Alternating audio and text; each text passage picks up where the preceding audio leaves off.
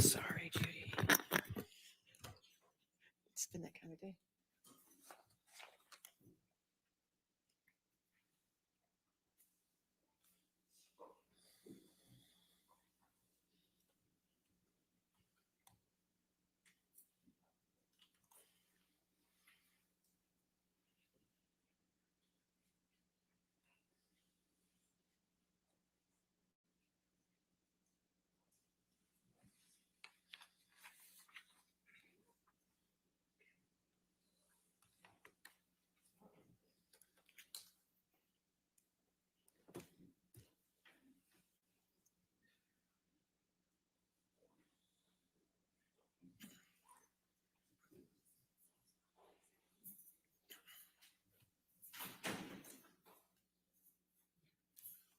All right. Thank you, ladies and gentlemen. Be seated.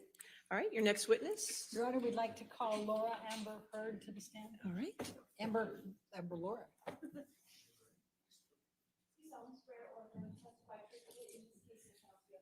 I do.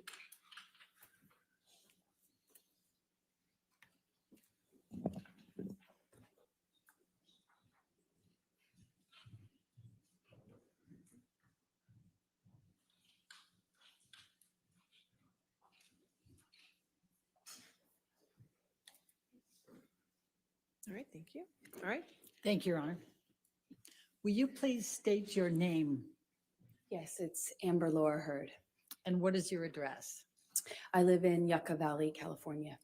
And how old are you, Amber? I am 36. I just celebrated. Okay. And do you have a daughter?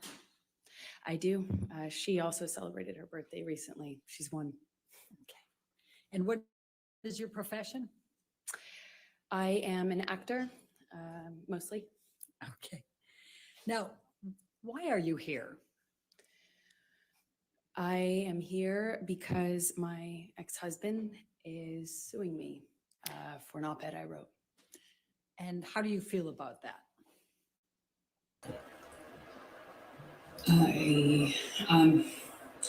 I struggle to have the words. I struggle to find the words to describe how painful this is. This is horrible for me to sit here for weeks and relive everything.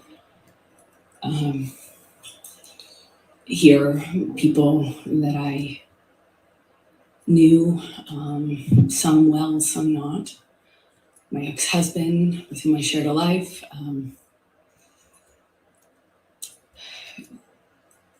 speak about our lives in the way that they have.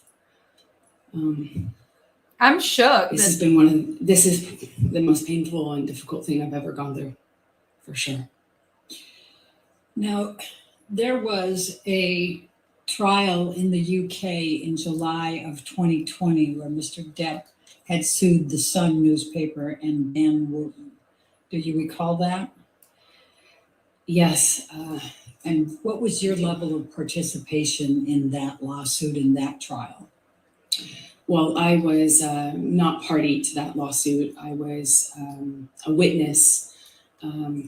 I suppose the primary witness, since it dealt with the truth of the relationship that I shared with Johnny. And what, if any, role did you have to play with respect to, for example, witness statements and testifying? Objection, compound. I said, for example. Overruled. I had to write, I think I gave 7 witness statements under oath testimony. I sat on the stand for 4 days under mostly cross-examination. And up until this point, it was the hardest thing I had ever had to do. Thank you, Amber. I'm going to take you back, and if you can just tell the jury a little bit about your background. Tell us where you grew up. I come from Austin, Texas, a small town outside of Austin that you probably haven't heard of. No one has. It's called Maynard. And I was raised by my mother and my father. And I grew up with a little sister, although I have a big sister as well. And your little sister's name is, Her name is Whit Hurd. and how much of an age difference is there between the two of you? Whitney and I are about 1 year, I think we're 16 months apart. So right next to each other. And what did your father do for a living?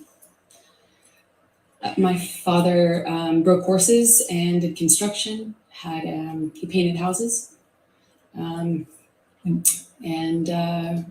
hunted and fished. But that was for fun. And what did your mom do? She worked for the state of Texas. Let me just, since you talked about the breaking horses, can you just tell the jury what your role is in assisting your dad on that and what is involved in breaking horses? Protection leading. Can you just tell me about? Overruled. You just gotta stay on, basically. I would help him. I was more of a crash test dummy. You know, when you train a horse, it's a wild animal. It doesn't necessarily like to be ridden, and there are people out there who are crazy enough, like my dad, to pick that as a profession, I guess. And he was really good with horses, and I was the son he never had, so it was my job to, stay on. And what, if anything, did you learn from your father about how to react to the horses? Well, with training horses, I guess the key things are to not show fear, not get intimidated, not show fear, be tough and calm. Tell the jury a little bit about your educational background during those growing up years and your work experience. I worked any job that I could from the time I was really young. I wanted to get out of Texas and do something with my life and see things and do things. So I was in school and really pushed myself to, I just always pushed myself to be able to accelerate the process. I wanted to, get out of school as fast as I could, and I wanted to do more things with my life than stay in Texas. So what types of things, so where did you go to school when you were younger? I was a scholarship kid at a Catholic school growing up, several different Catholic schools, but they were always in the other, on the other side of town, in the wealthier part of town. And I grew up quite working class, and thankfully with, as long as I maintained an A average, I enjoyed the benefit of a scholarship, and I did that until I realized that I could take my GED and SATs early, and I did that and placed out of school and effectively left school 16 years old, I believe. And what did you do for work during those younger years? I took any job that I could. I worked at my father's construction company, sometimes, just administrative stuff. I mean, it was a small company. But I answered phones, and I worked at a modeling agency that was also, offered photography classes, makeup classes, hair and makeup classes for people that were pursuing a career in entertainment. And I started taking classes that I paid for by working there, effectively as a trade. And I eventually worked there long enough to be able to pay for my headshots, which are the pictures that you use in the industry to promote yourself, in whatever, acting, modeling, or both. And what, if any, charitable work did you do when you were still young? It started off as a requirement for the school I went to, and then I liked it so much, I think, because it meant I wasn't at home, and that was important to me, is just to not spend time at home. And I I really loved meeting people, so I worked at the soup kitchen every morning before school, during the school year, for about 4 years. I didn't go on weekends, but on weekends I would do various things. Worked at children's museums typically, because they would work with younger volunteers, and mostly soup kitchens and things involving children. I worked at the with deaf kids for a while, and yeah, I love it. And when you worked with deaf kids, what, if anything, did you do to learn to be able to work with them? Objection leading and 404. And relevance. Overruled.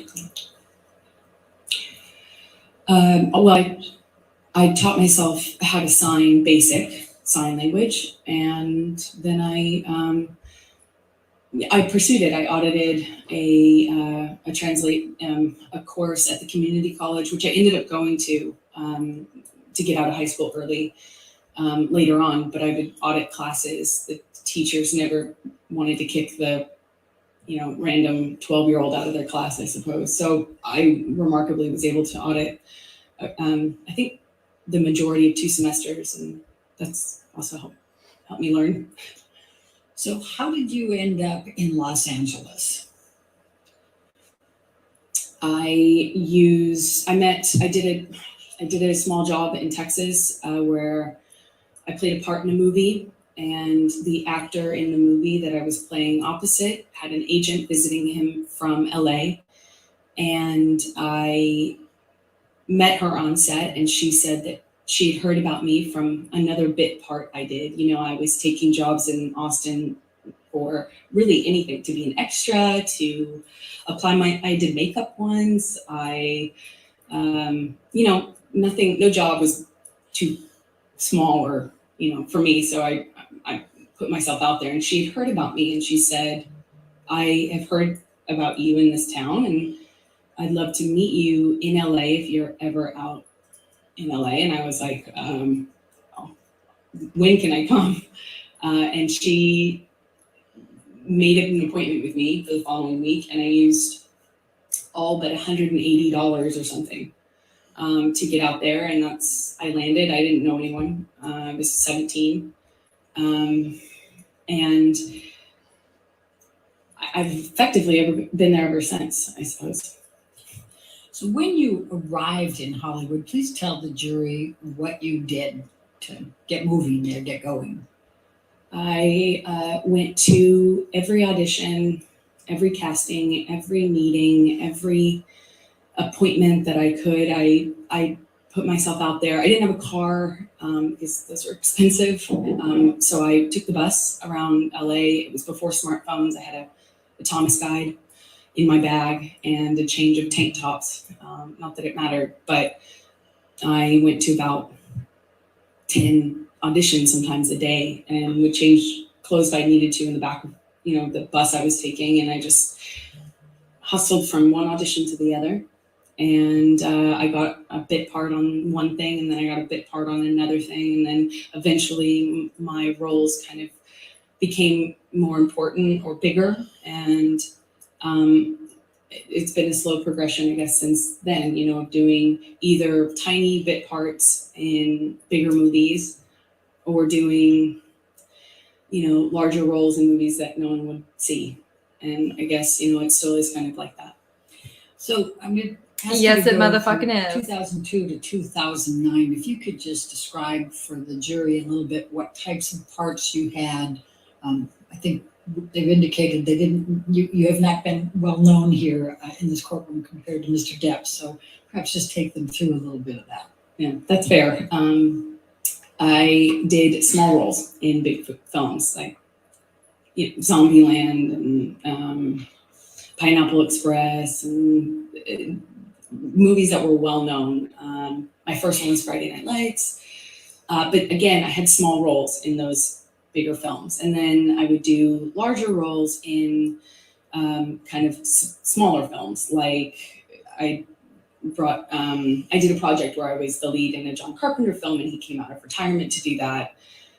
And that's kind of how it was in terms of my career for those that first initial 10 years or so. It was just going from slightly bigger role to slightly bigger role, and it's working my butt off.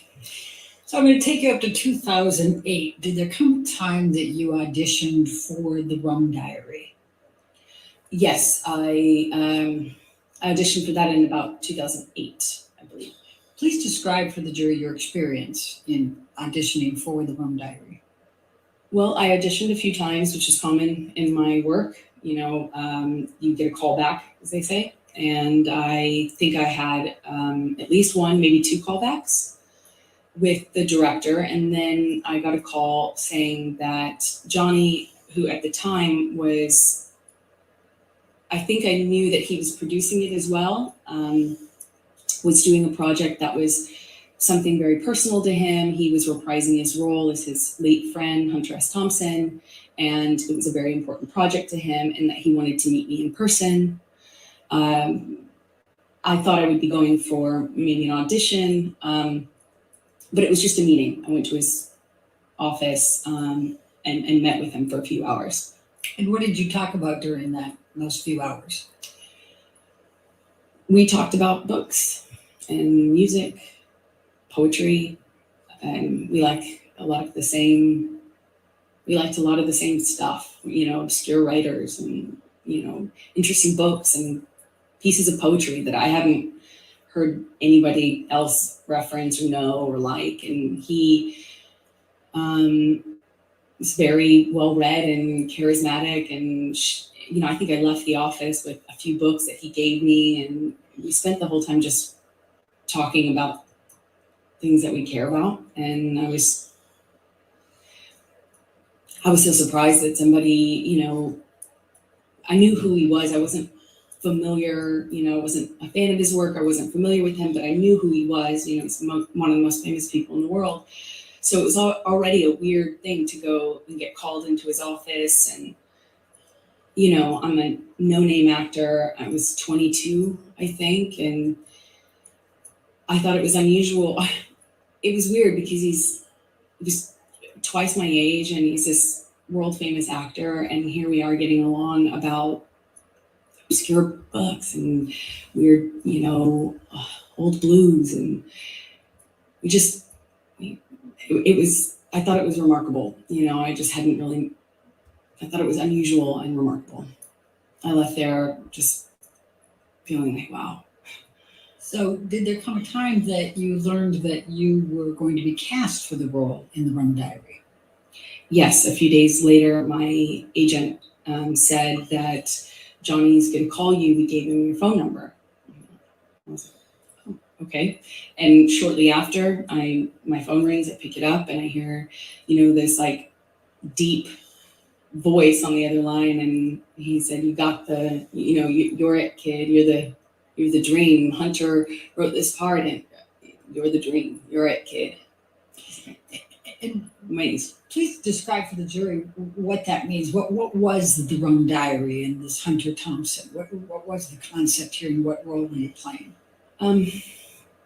Well, it was my understanding that he was bringing to life his late friend. And what he told me was that this character is supposed to be the dream woman, like the dream, American dream. And so I knew what he meant. He indicated to me when he told me I got the role that I was that, you know, I was the dream kid. That's what he said. So did there come a time that you started filming the Rum Diary? Yes, I'm not quite sure how much. I think we started filming in maybe March of 2009. And where did you film the Rum Diary? We shot it in Puerto Rico. And describe, if you can, the events of the filming and your interactions with Mr. Depp during that time. It was a bit surreal, you know, filming in a place like Puerto Rico. It was beautiful. It takes place in the 50s, so everything really looked beautiful. And, you know, cars and clothing, the music. It was just it was a very colorful shoot in general.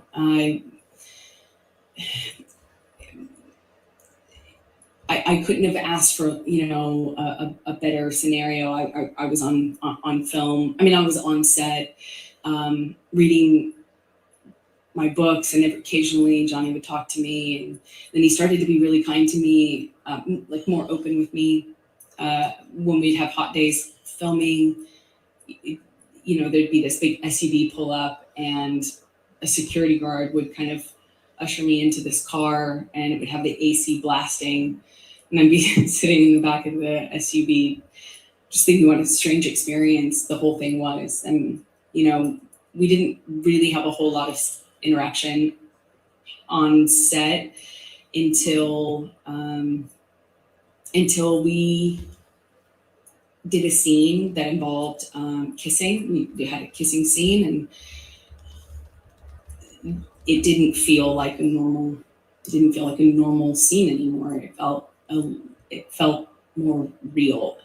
There are certain things that you do in the job to be professional, like when you have to do that sort of scene, and you don't you don't use your tongue if you can avoid it. There's certain things that you do to just maintain a certain line, and it just felt like those lines were blurred. I mean, he grabbed my face and pulled me into him and really kissed me.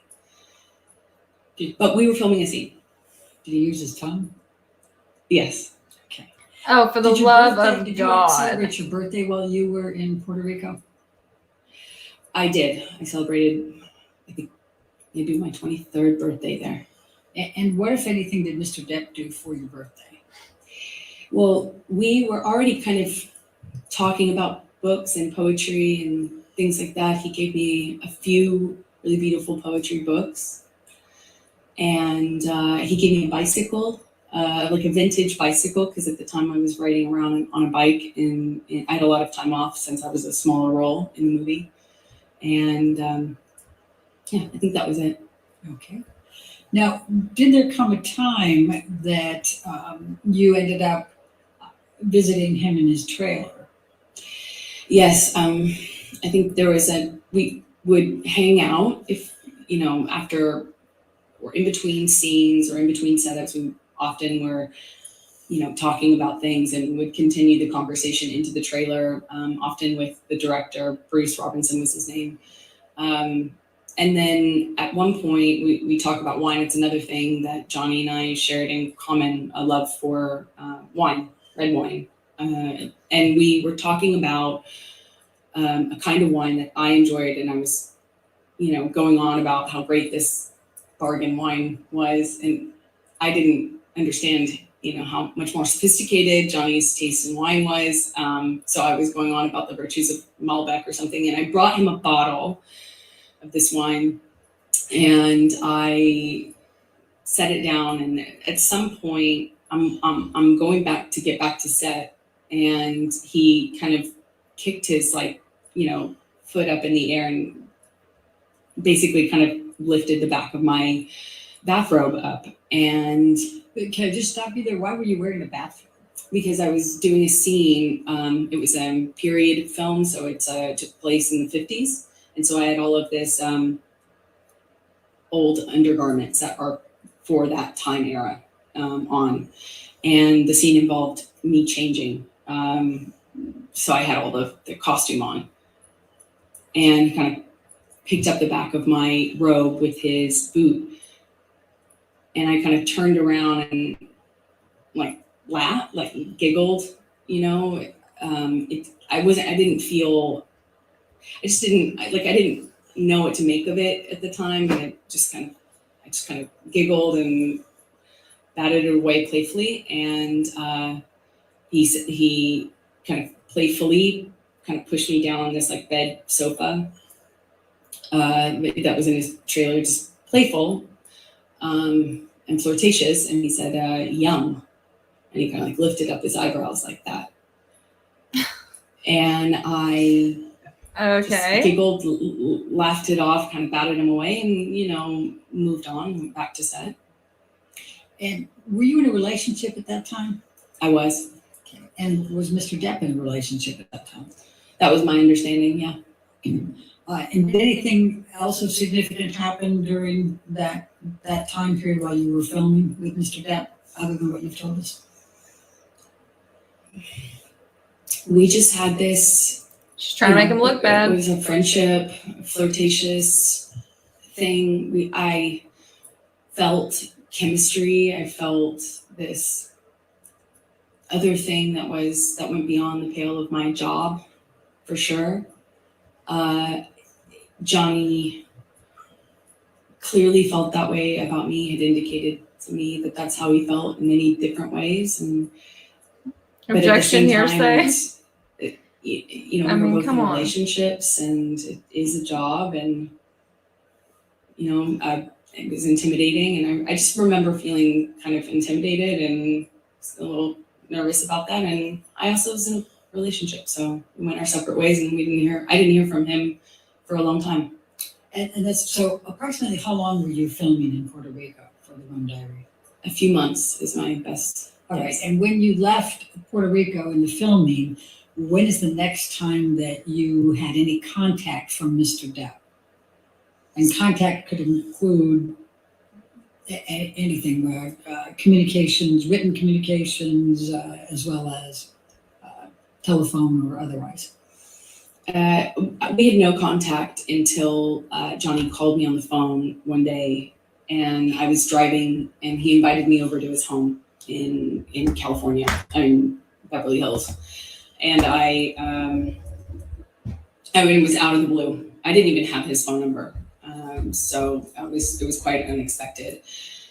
He called me a second time, but I don't think we actually connected, or we didn't stay on the phone because we didn't really speak. But the first time was the only time I actually spoke to him, and he invited me over to his house under kind of he said that we could get Bruce, who's the director, to come over, something about the movie, but it was clearly not about the movie, if you know what I mean. It was. So I said, I said my friends are in town, and I'm busy with that, and kind of hung up, feeling really startled, that didn't know what else to do. What, if any, gifts did Mr. Depp send you during that time period after you filmed the Rum Diary? He sent me several gifts. He sent me a beautiful dress, one that I wore in the movie, with a beautiful handwritten note, said "Happy Wrapping," and made a reference to the dress being wrapping paper. He sent me a few gorgeous, expensive, what I can only assume are expensive, collectible books, items.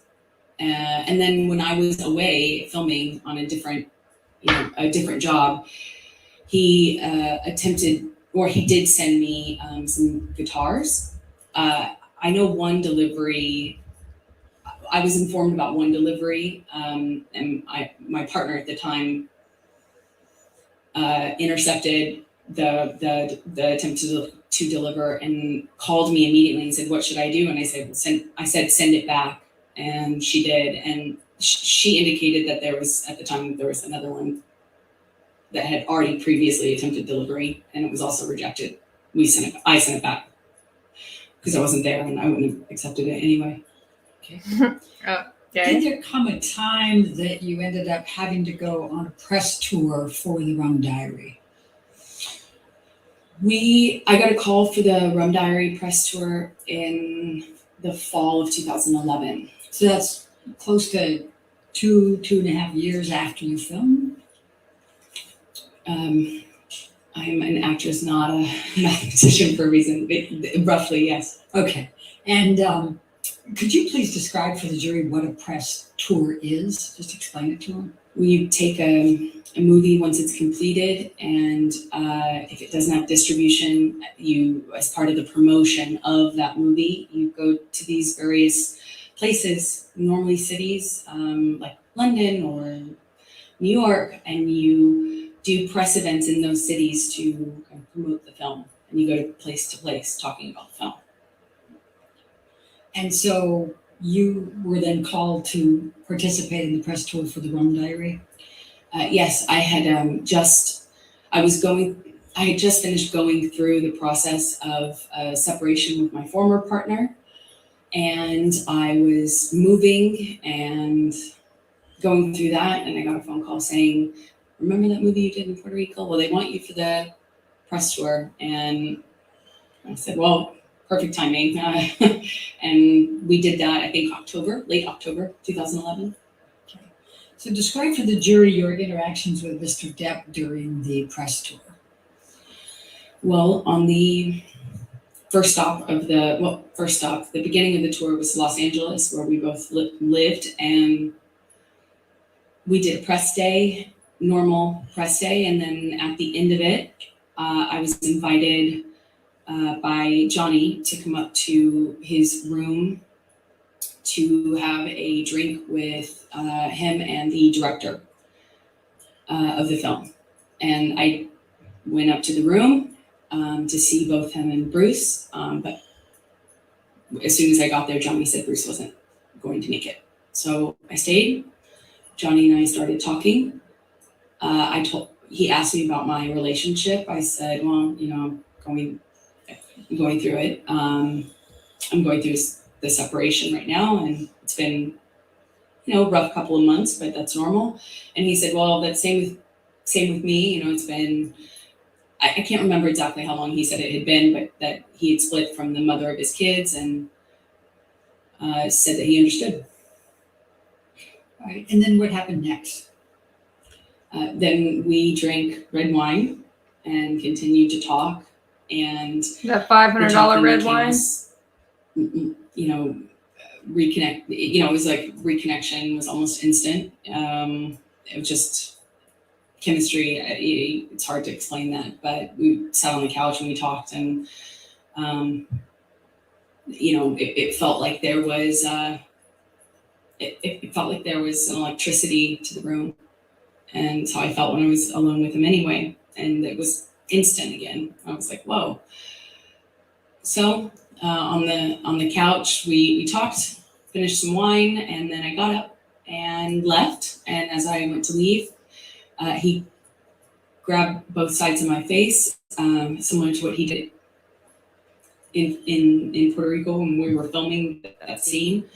And he kissed me, and I kissed him back. And what happened next with respect to any relationship with Mr. Depp? Well, then we fell in love. We went on this press tour, and we went. It was a beautiful and strange time. We were flying from one, not together, but going from one city to the next, Europe, New York, Los Angeles, as I said, and we're just traveling around talking about this movie that we did together, that we participated in together, and we were falling in love. It was just, at the first dinner in London, he Is this a love sat story me next to me. He or produced is the he a film creep? and Which one was is it, part honey? of controlling the film and was responsible for different things than I was as an actor having a small part in it. And we went on this press tour, and I think in London he had me sat next to him at a dinner, and then we ended up spending the night together in my hotel room. And for the rest of the press tour, it was on. I'll put it that way. All right. Well, thank you And for that. How long approximately did the press tour go? I don't know exactly how long it lasted. I think, there were press engagements in this city for a few days, and then another city for a few days, and then there was a break, and then there was another press opportunity, I believe. So it was kind of spread out over maybe a month, if I'm guessing. So when you returned to Los Angeles, what, if anything, took place with any relationship with Mr. Depp? Well, once we were back from the press tour, we had this, whirlwind romance kind of just in these beautiful places all over, and we're falling in love and not able to really show it because he wasn't that the world didn't know about the split between he and his former partner. And of course, as a woman, I was like, is that troubling? And I asked him, no, he swore to me that they hadn't even shared a bed for a year and that they were protecting the kids and not publicizing it. So, or not making it known to the press. And so we kind of had to be a little bit under the radar, not a little bit, we had to be really under the radar because as Johnny pointed out, that the world would blame me and call me a homewrecker, even though I had nothing to do with it. Oh, so he was looking So out we're for you. secretly dating, and then He was looking out for your it reputation. was beautiful.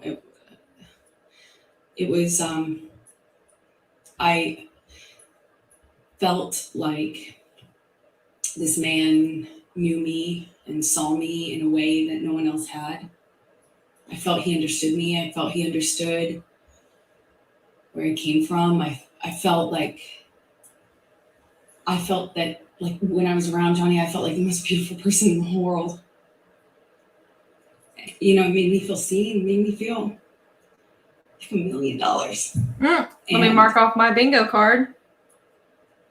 That kind of feeling where, it's just lavish gifts and lavish expressions of love, and how he had never met a woman like me. I mean, I remember he took the foil off of this bottle and put it on my ring finger, and I had only been with him like days, or maybe it was weeks at the time. Yeah, it was probably about a few weeks, but it just felt very intense. But we weren't doing normal life stuff. We weren't like stuck in traffic with each other. We weren't going to the grocery store and doing life. We were like hiding in these places around the world. He has so many homes. And so we'd be in one of those homes, or my home at the time, and it would be like a bubble, like we were in this little bubble of secrecy, and it felt like a warm glow, as we would say.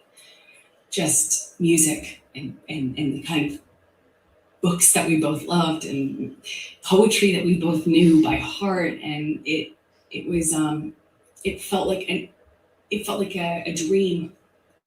It felt like absolute magic. So while you're dating, I take it you're dating at this point, right? Sorry, While you're falling in love, you're also dating, right? Okay. Yes. Did there come a time early on that you ended up going to his Bahamas island? Yes. So shortly after, I think started dating October of 2011, and as I mentioned, this bubble, where he'd come over to my house and not leave for like 3 or 4 days, just smoking cigarettes and playing music and reading poetry to me or painting me, just talking. And then he would disappear. And there'd be just no way to get a hold of him, no way to contact him. At first, I didn't really think anything about it, but he disappeared at one point, and then came back and said he was dealing with some health issue, and would I join him in the Bahamas? And I think that's when I learned he had an island, and I was on a trip with a friend of mine in Spain. I have 5 And spots marked on bingo. It was for the holidays, and I kind of rerouted my trip so I could come and land in LA landing in Miami instead of LA, so I could go and meet him on the island. And he had Keenan come and meet me on that trip, like in Miami. I get off one plane, get onto another, and go and join him on his private island. And I noticed he was drinking Beck's and tea, like lots of tea. And I didn't foolishly think We're getting lots of tea, baby. Yes, we are. Thought the man really, seriously, I missed it before, but really, really loves tea. And we had this beautiful, less than a week probably, trip in the Bahamas, a private island, beautiful sandy beaches. It's a scene that you just don't, I had never experienced anything like that. It was a beautiful place, a beautiful time. And I fell head over heels in love with this man. So after the Bahamas, I assume you came back. And are we talking now early 2012? Yes, that's correct. Okay. So what were you doing work-wise while you were dating him in this early stage? What I always do, I would be taking job to job to job, going from one movie to the next. Mostly not filming in LA. So weirdly, you live in LA to go shoot on location in other places. So when I was in town, we would go back to this bubble, this, like insular bubble with beautiful, blaringly loud music and no one else and nothing else. And then, I'd go off to work. And so eventually, yeah, he left to shoot Lone Ranger, I believe. Okay. Now, we've heard a little bit about Lone Ranger, and that's about mid 2012, is that right, when he was shooting that? That sounds right, mid 2012, yeah. And were you shooting anything at that time? I was shooting,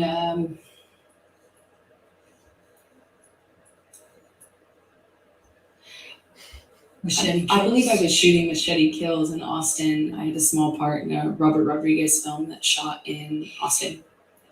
But I think Johnny was shooting and then having some time off, and there was just a lot of travel, a lot of movement. So, and so what, if any, visiting did you do with Johnny while he was on his set for Lone Ranger, and where was he? well, he was filming all over the Southwest, and at some point I came to visit him and on one of his locations, and I would stay in the house because I couldn't really, occasionally I would leave with his security guards, but I didn't really have anything to do but visit him for a few days. So I'd cook and I'd stay at home and paint or whatever and wait for him to come home and have dinner ready. And we would have these little bubbles, but kind of scattered throughout the Southwest and as he was filming. And at the time, Johnny had, when I first arrived at one of these locations, it was the first time that Johnny told me that he had a health issue, something with his liver, and that he wasn't, that's why he was not drinking. He was drinking a lot of tea, like a lot of tea. Okay. What's And wrong so- with tea? We've heard a little testimony about The boots. fuck? What, if anything, did you do to help Johnny with his boots?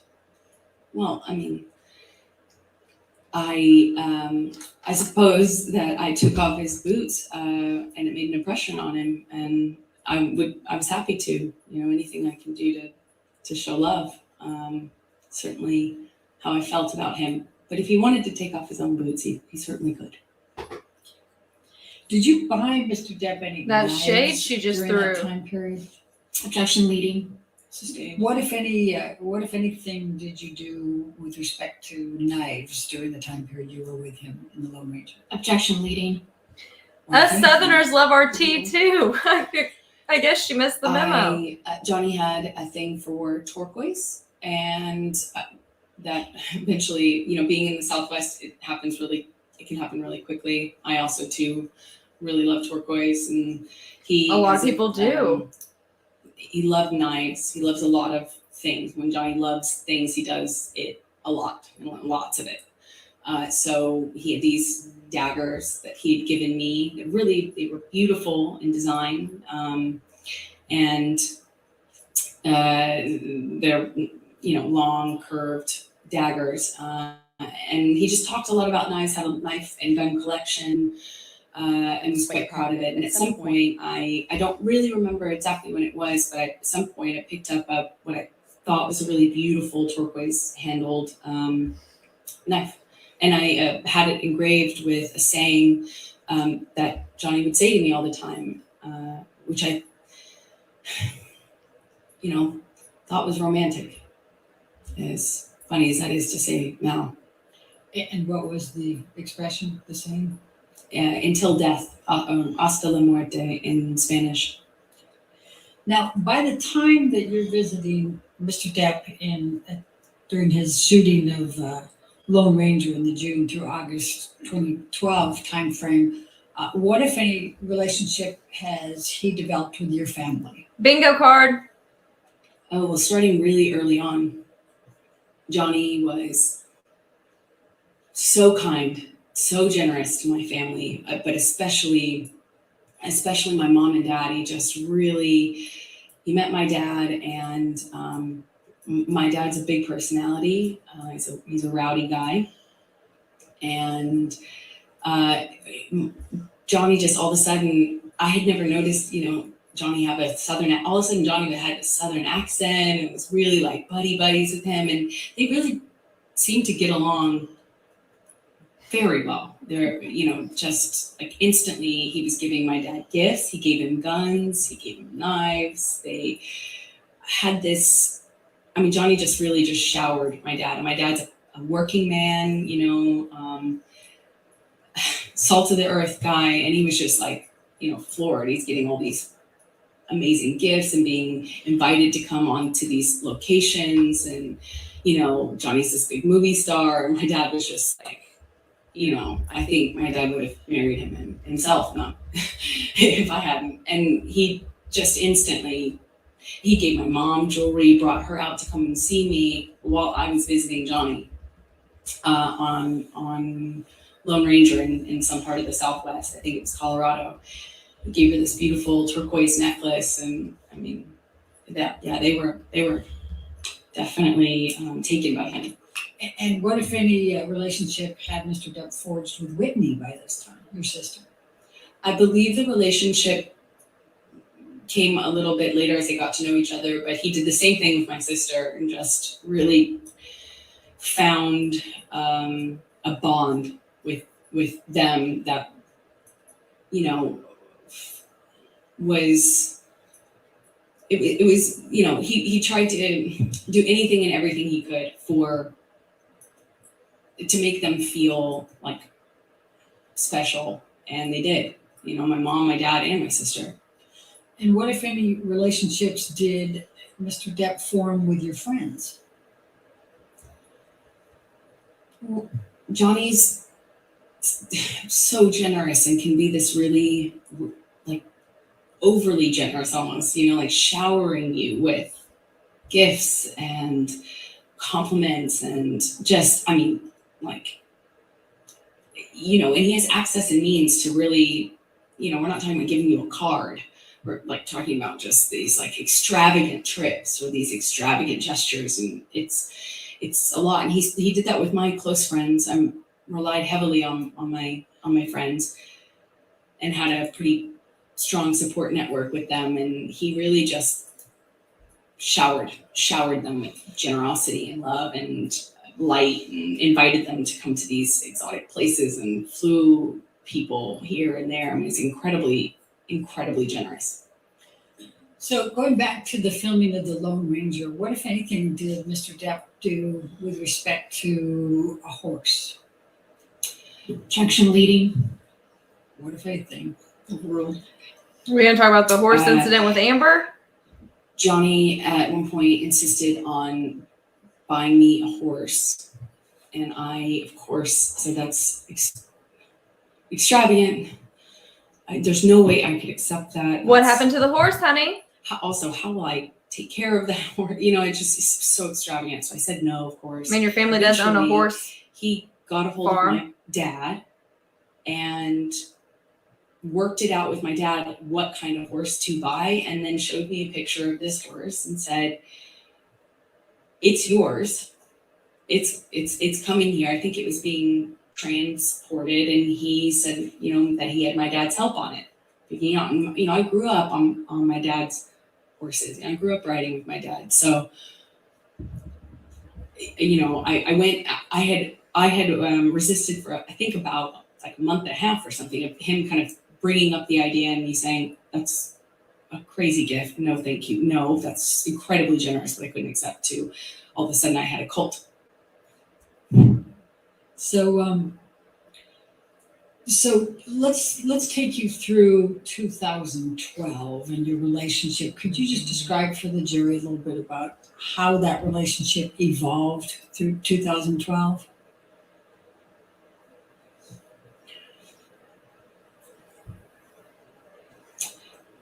It was always intense. It didn't become intense. It almost started that way. When I was with him, you know, I felt that electricity in my body. I felt like butterflies. I couldn't, you know, I couldn't see straight practically. It was just, you know, I was head over heels in love. And he felt like that to me. He felt like he was also in love. I didn't feel like he was faking it. I felt like what we had, it felt like to me at the time, there wasn't any love like that, you know? I mean, and then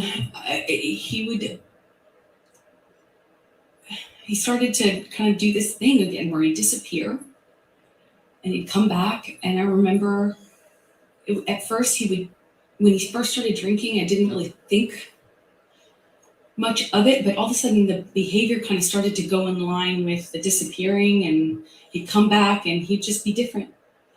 And I'd say something and he'd accuse me of saying something else or saying it in a different way, or he would, it was mostly my clothing at the time and me working. That was the main thing. Like, I found myself trying to not talk about auditions because it would change the mood so dramatically. I tried to, you know, he would make these comments about, you know, pouring myself out, but do so in the context of me acting, you know, and he would talk about other actresses who do my role in this way where they were worthless whores, that they were, you know, fame hungry, you know, expletive, you know, just this. The point is, it felt really dirty to be an actor. Never mind that he was one. It was dirty that I wanted to do this job that I wanted to do, and I was doing the job of an actress. It was everything every time I was walking out of the house, he would ask me, "That's really what you're wearing, kid? Oh, I see." You know, I wore a dress to an event once and I felt beautiful in it. Like, stupid as that sounds, I felt pretty in this dress I picked out, and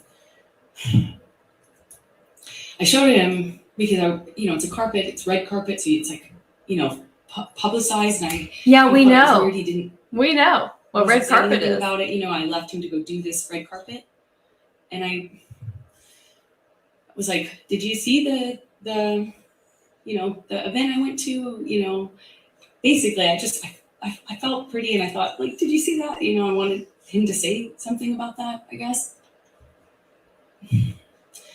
And he said, "Well," this is after he stopped talking to me for some time, didn't tell me why. When he came back in my life, he wouldn't explain why he was acting different. He just kind of acted mad at me. But even didn't though she I also had done say that in a text with And Elon? when I brought up the dress and the event, because it was an event to support a charity I was really involved with at the time, and I said, you know, "Did you see that thing?" And he said, yeah, I think the whole world saw that, kid. That's how they'll remember you. That's how the world will remember you." And I was like, "Oh, come on." I mean, it's like, but it, you know, I felt good in it. I felt good. And he said, "Yeah, kid, that's what you're putting out there in the world. No one will ever forget that. And that's all they'll see you as. And that's what you wanted. That's what you were going for. You know, my dress was low cut.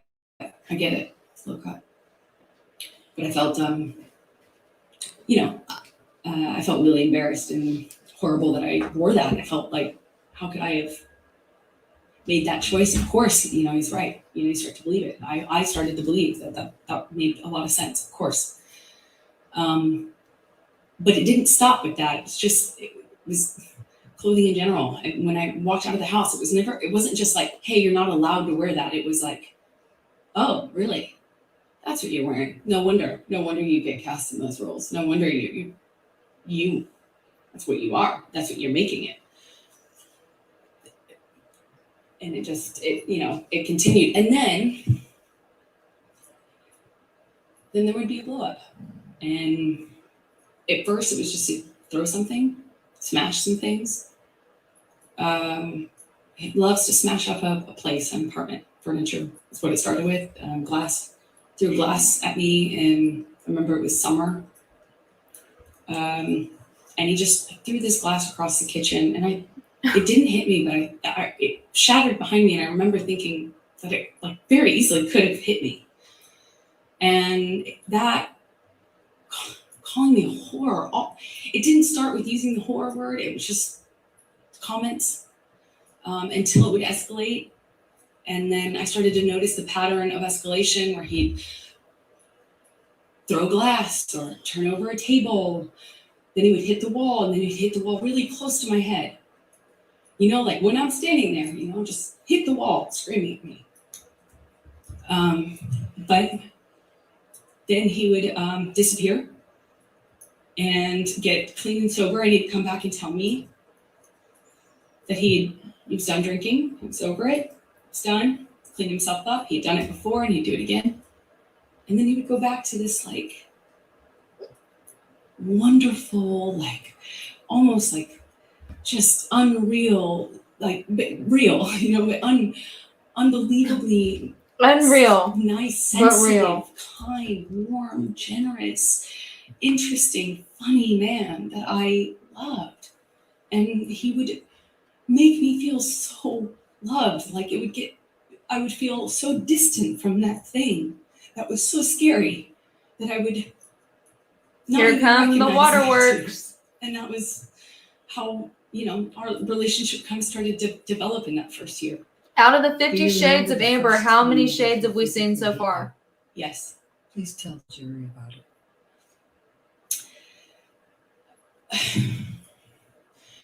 It was it's seemingly so stupid, so insignificant.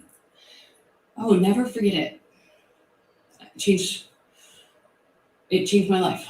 I was sitting on the couch, and we were talking. We were having a normal conversation, just there was no fighting, no argument, nothing.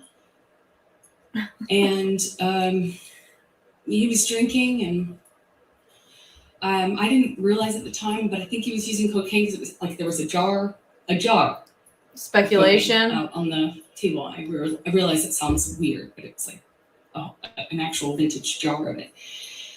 But I didn't see him use it at the time, so I didn't really factor that in. I just, he's drinking and we're talking, and there's music playing, and he's smoking cigarettes, and we're sitting next to each other on the couch. And I asked him about the tattoo he has on his arm. And to me, it just looked like black marks. I didn't know what it Is this said. Wino It just forever? looked like muddled, faded tattoo that was hard to read. And I said, what does it say? And he said, it says Wino. It says Wino. And I didn't see that. I thought he was joking because it didn't look like it said that at all. And I laughed. It was that simple. So she's throwing shade about his tattoo at the same time. And slapped me across the face. And I laughed. I laughed because I didn't know what else I can't. to do. I thought, can't. this must be a joke. This must be a joke. Because I didn't know what was going on. I just stared at him, kind of laughing still, thinking that he was going to start laughing too to tell me it was a joke.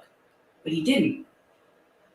He said, you think it's so funny? You think it's funny, bitch? You think you're a funny bitch? And he slapped me again. I was clear. It wasn't a joke anymore.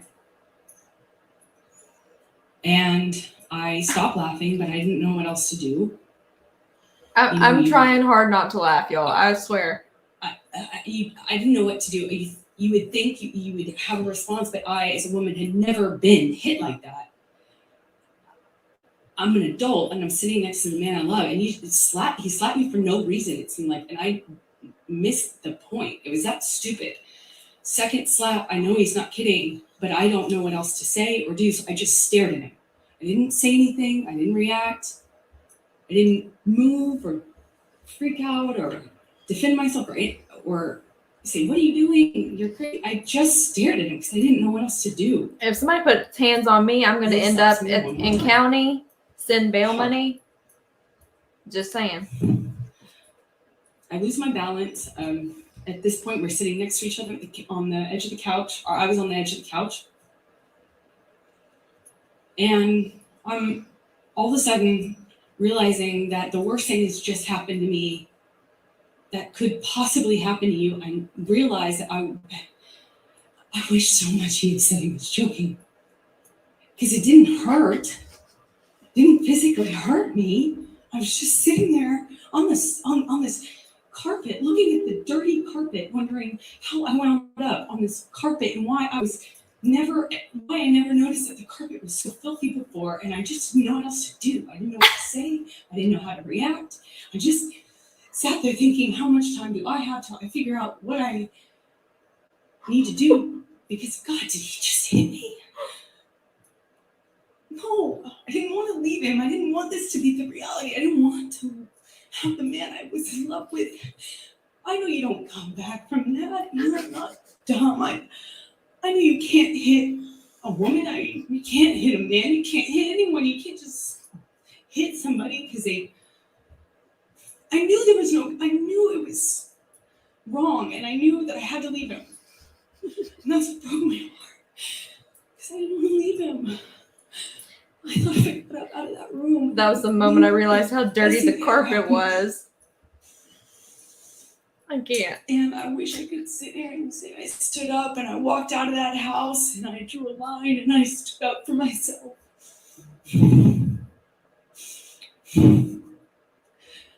I was just looking at the dirty carpet trying to will myself to get up. Oh my To God. walk out of the door because I knew I needed to. And I really slowly, I stood up and I remember looking at him in the eye and just looking at him, frankly, because I didn't know what else to do. And before I know it, he starts crying. And, I had never seen an adult man cry. I didn't really see my dad cry at my grandma's funeral. It's weird. And he's crying. Tears, just falling out of his eyes. He gets down on his knees and he grabs my hands and he's touching my hands and he's saying to me, I'll never do that again. I'm so sorry, baby. I put the fucker away. I thought I killed it and it's done. I thought I put the monster away and I've done it before. It's done. But on his knees. And all I could think about was how dirty the carpet was. I just remember thinking that it was just, he was crying. He seemed so sorry, but I knew I couldn't just forgive him because that means it will happen again, no? I've seen the health class videos, like everyone else. I walked to the car. I didn't say anything. I made a point to not say, oh, it's okay or anything like that. I just didn't say anything. I went to the car. I sat in my car and I felt like I sat there forever. I didn't want to turn the key. I just leaned my head up against the window.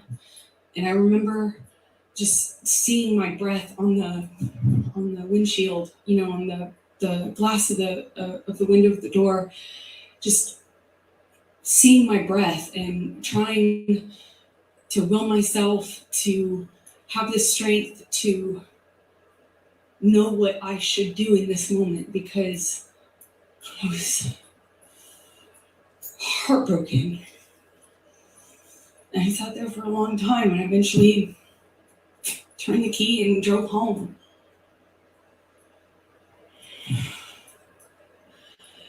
What did you do after that? I don't know. I don't remember what I did when I got home. I don't remember.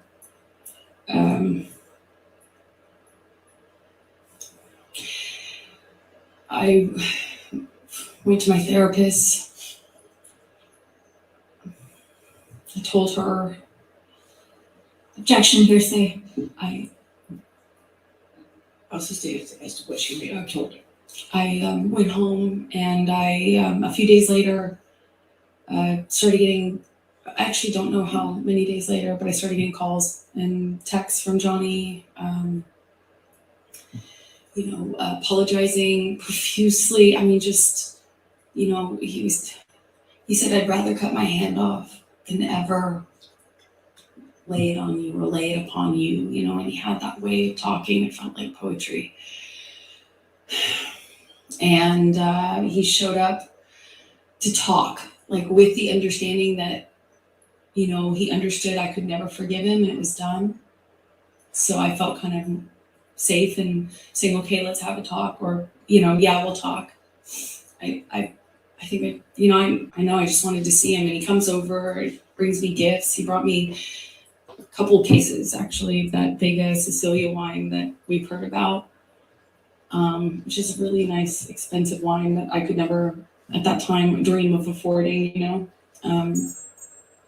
and we talk, and he tells me that he had put this thing away, that I could trust him, that it would never happen again. Of course, it would never happen again. But he put this thing away. He killed the fucker, is what he said to me over and over again. I put that fucker away. I killed that monster. I'll kill it again. It's done.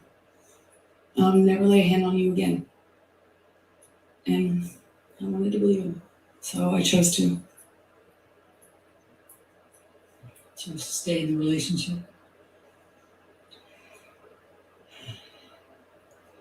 Yeah, I did. I believed it, but I believed it wouldn't. I believed that there was a line he wouldn't cross again, and that was it.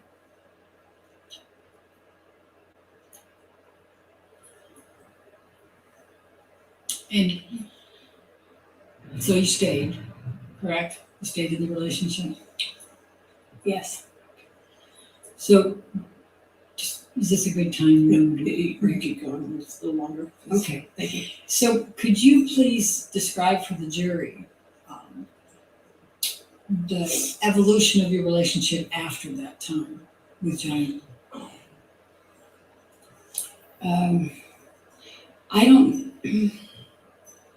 I don't know how long it was until things got bad again. He did start drinking again. I remember it was almost, he'd start drinking again, the disappearing thing, the coming back. He'd come back at like in the middle of the night to my house. And it would be unclear to me, drunk, often really drunk, and kind of accusing me, but not directly. Nothing was very direct. It was a lot of accusations, but they were veiled. What I was wearing, who I was with, why didn't I text him back? I didn't text him back right away. This was when I was at my place in Orange. Sometimes he would show up to catch me. Like that was a pretext for coming over. And by the time we were done talking, I would have thought I had convinced him that I loved him, that I only loved him, there was no one else, and then that we were back in an upswing and would go back to good, loving, like sick, romantic love, like kind, sweet, velvety love. And then it would be something I said, why did you say it that way? If I had to leave for an audition, I could guarantee that when couldn't guarantee, but 2 of those in a row, and when I came back, he was angry at me, and I wouldn't necessarily know why. And then he started accusing me of things, probably like at first it was indirect, and then it became really direct. then the punching of the walls next to my head was just constant at that time in 2012 when he was drinking. Eventually that became, him accusing me of cheating. I'd defend myself. I'd say, that's crazy. You're wrong. I would never, the normal things. And they would escalate to the point where he would push me or shove me down, and then I'd get back up. And this happened several times. That's why it's not more specific, I suppose. When I get back up, I'd look him in the eye. I made a point of getting up and looking him in the eye. It's my way of defending myself at that time. And I'd look at him, and he'd ask me if I wanted to go again, and shove me back down. Eventually, he just hit me. Remember, he hit me in the face when I denied having an affair with my ex-wife, my ex-partner at the time. And he said he had proof. I denied it. And I was walking out of the bedroom, slapped me across the face. I turned to look at him. And I said, Johnny, you hit me. You just hit me. I'm going to ask you, Michelle, can you bring up 1783, please? What number again, please? I'm sorry, What number? defendants 1783? 1783, thank you. She denied cheating. Is that a bingo card? I think it is. Do you recognize this picture? Yes, I do. And could you tell us what it is? It's a picture of my face with a note that Johnny left for me by the coffee. Typically is where we leave notes like that. And does this accurately depict the scene portrayed? It was one of those scenes. As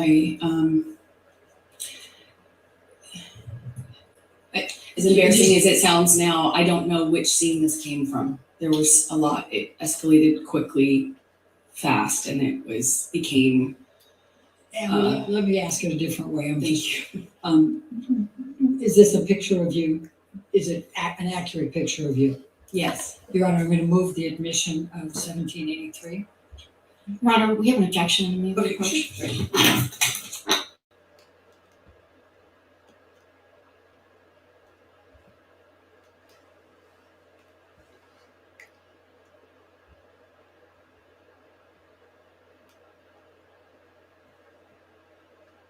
I'm trying not to laugh.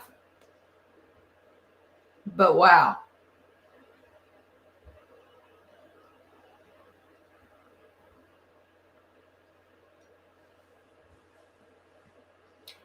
The fact that she's like, I'm down on the ground. And all I could think about was how I'd never realized how dirty the carpet was before. Just, alrighty then.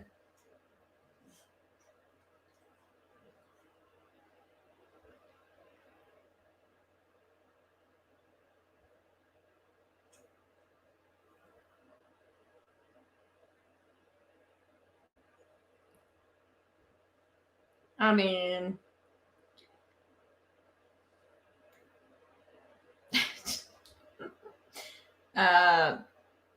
wow. Will you please describe for the jury some of the cycles you had with Mr. Depp through 2012?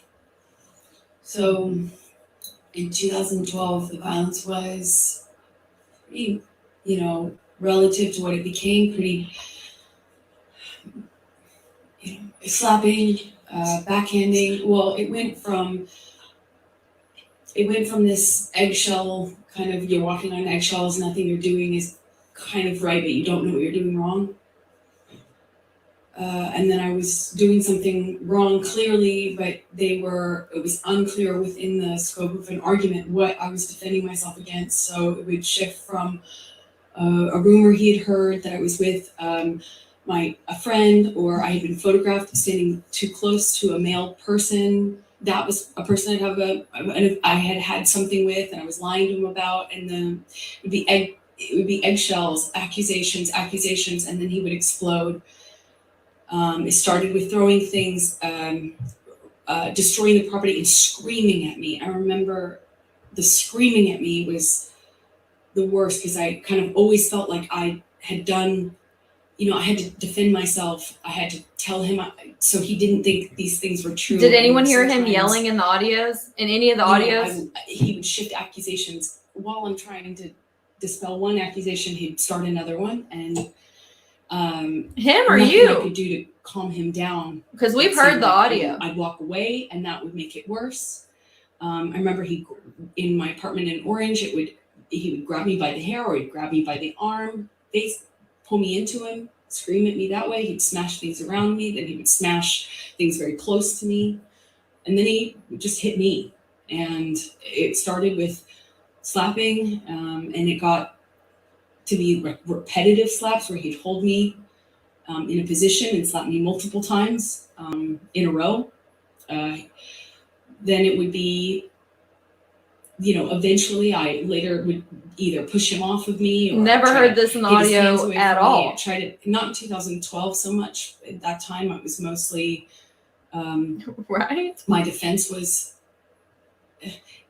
I'd go some other place. Like I don't know how to describe that. It was I'd focus on something else. I'd stand up, look at him, try to stand up to him that way. Later, I adopted other kind of strategies to deal with it, but at the time in 2012, it was he'd have this blowout, and then he would leave, disappear, and I'd be committed to not talking to him. I'm done with this relationship. I can't take it anymore. I said that so many times. And then he'd come back, clean and sober, telling me either he had a chip. He didn't have any chips, but he would say, I've gone to meetings. I have a sober companion now. I'm doing this program. I'm reading this. I'm doing this. And he was done with drugs and alcohol for good this time. And he'd come back in my life. And with the combination of him being sober and having gone through this horrible thing where I felt like my heart ripped out of my chest, like a relationship ending is hard, I think, for anyone, but ending under that circumstance is really painful. And so when he'd come back, it would almost feel like a solution to that. And it would feel great. And we would be good again. And he'd be extra nice and extra apologetic and extra loving. And and we'd be back in the good bubble, the warm glow. And eventually it'd get bored, and then I'd see him drinking again. When I started to get upset, noticing the pattern of the violence going with the drinking and drugs, then he started sneaking it. So it became less clear, and I'd have to look for clues as to what he was on. So I just knew how to react, Johnny on speed is very different from Johnny on opiates. And Johnny on opiates very different from Adderall and cocaine Johnny, which is very different from Quaaludes Johnny. But I had to get good at paying attention to the different versions of him. 2012, I was in the beginning stages of this, just learning these patterns. I was just learning that drinking kind of correlated with the violence. And did you confide in anyone about these issues you were having? I think she can Objection, say hearsay. I think she can say if she told anybody. As long as she's Right. So did you tell anyone? Yes, I did. Who did you tell? I told my therapist. I eventually told my mom. And let's go ahead and take a look at Defendant's Exhibit 150. 150.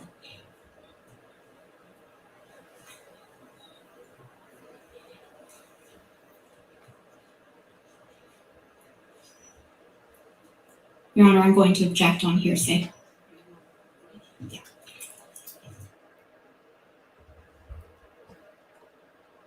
What in the literal fuck?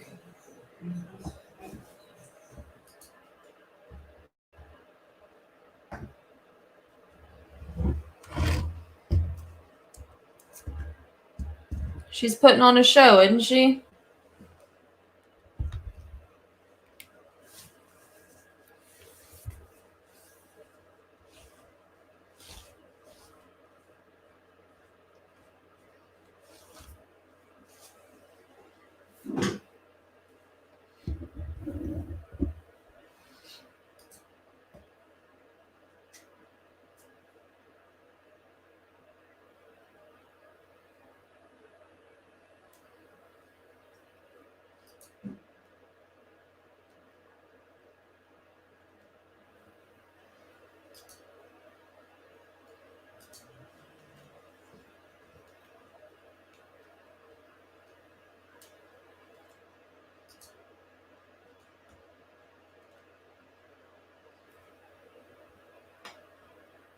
I mean, hot damn, y'all.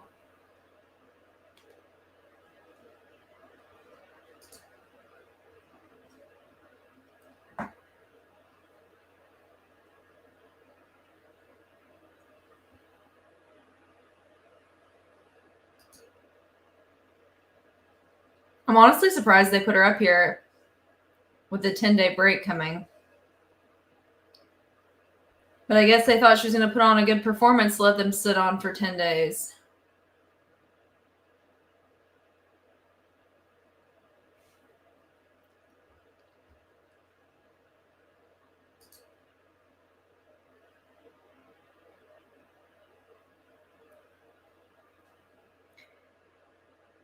It's 3:22 their time. So about roughly an hour until they're done for the day, hour or so. I think they'll probably try to keep her up for the rest of the day. I don't know that they'll go to cross, although, I mean, you never know with this situation. So I don't know.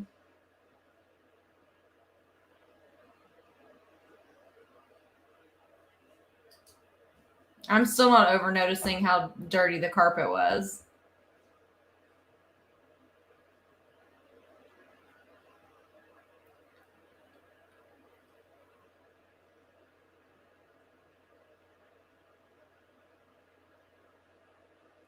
They don't do court on Fridays.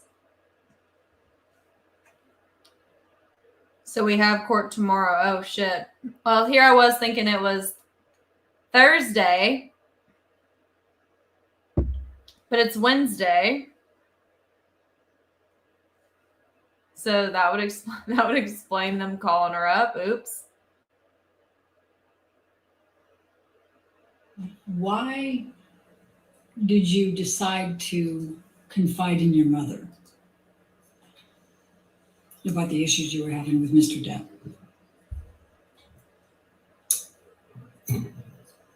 I think I'm glad I'm not felt alone. safe talking to my mom because I knew that she understood these dynamics and she wouldn't judge me for staying with him, for loving him, even though this was happening and was happening to me. I knew she would understand. And when approximately did you start confiding This right in your here. mom about your issues with Mr. Depp and the physical abuse? Objection, hearsay, compound. Sustains the compound. When did you start confiding in your mother about the abuse you were suffering at the hands of Mr. Depp? I was confiding in her from the very beginning about the abuse, the psychological abuse, the kind of control, the disappearing, the not knowing where he was, then he'd come back and sometimes in the middle of the night, the constant accusations, like that sort of thing. I talked to her about probably from the very beginning. The fact that I was secret, I had to hide. We do have I'm text telling you, my friends between that I was her mother and with him Johnny. for a long time because he told me everyone would blame me for the split with him and his partner. So I had to kind of sneak around and kind of get brought to his house, typically in a secretive way. And then he'd come to mine in a secretive way. And it was just all very, so very isolating. And I confided with her at the very beginning on that sort of thing, and then later opened up to her about some of the violence. I did it gently. First I just wanted to have someone to talk to about how scary it was. The rage and the uncontrolled violence, the rage that this man had, and why it was Objection, Your pointed at Honor, me. hearsay. May we approach, please?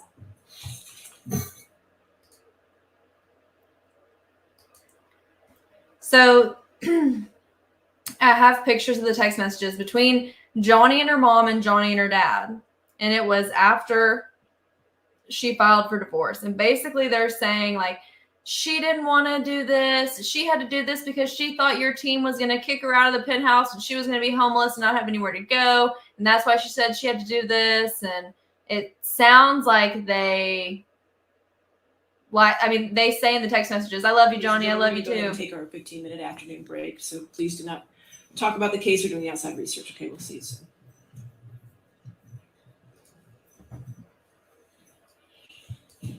Let's see if I can find them.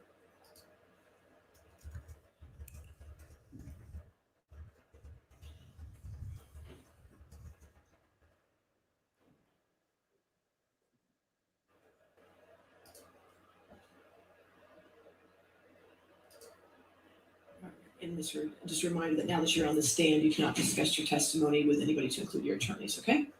All right, so we'll be back. Let's make it 3:25, okay? Thank you. Let me see if I can find it.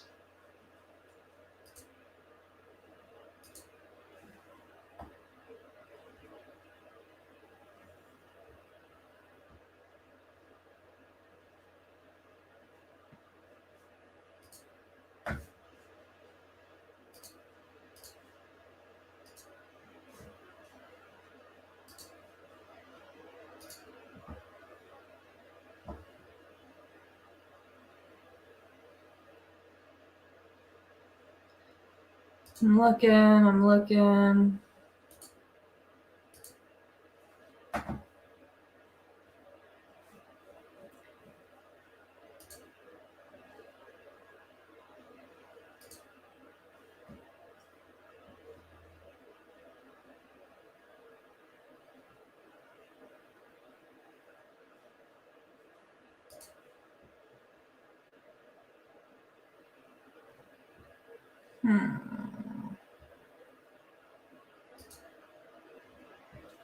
Come on.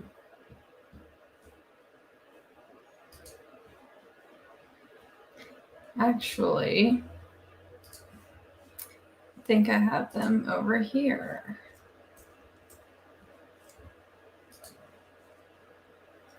If not, I'm pretty sure I have them on my phone.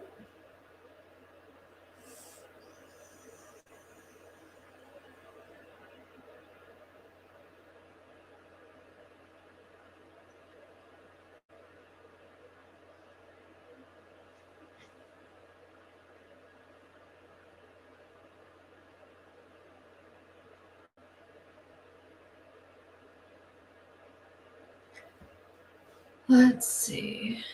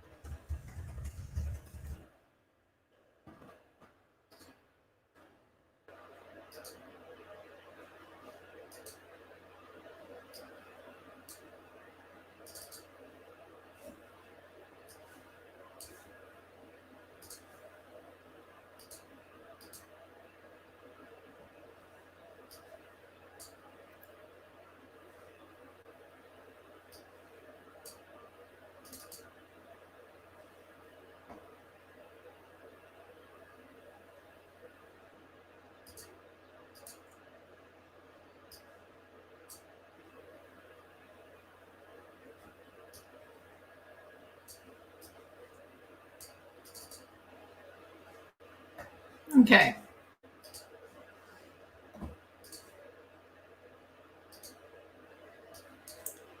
Here we go. Um,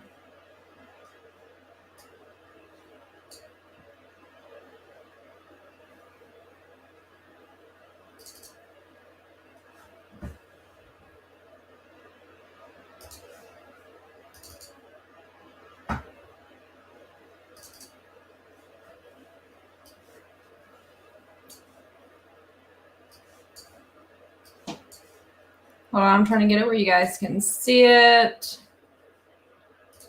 I will not be able to see your comments. Well, actually, I'll just look on the other computer screen. Okay.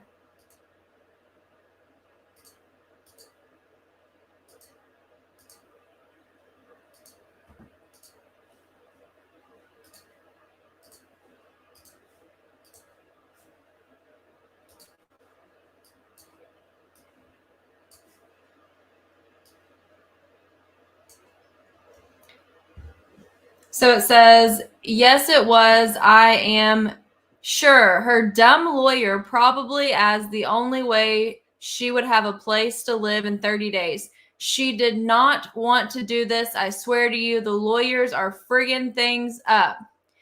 Paige, she did it to save her ass after the press were killing her for filing 2 days after my mom died. That is why, I promise you.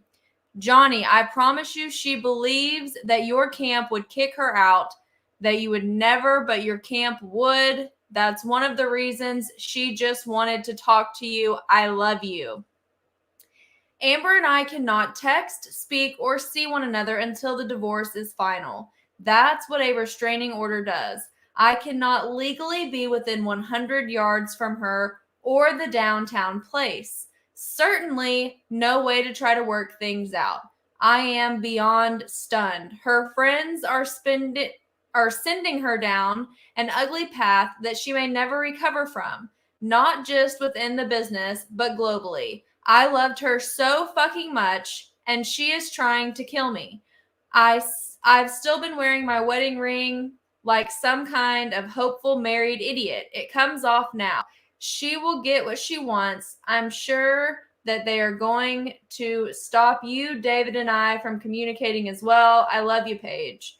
I love you, Johnny. You guys need to figure out a way using other people's phones to talk when you cool off. I promise this is not at all what she wants. She was hysterical about how much she loves you and is seriously considering suicide. I know that sounds melodramatic, but I know with absolute certainty she is considering it. She did not to take this route. You may not take it seriously, but I heard her voice. You and I can always talk. No one can take that away. Please kill the text messages like I do. She did not want the actions taken today. She was hysterical, saying she was between a gun and a sword.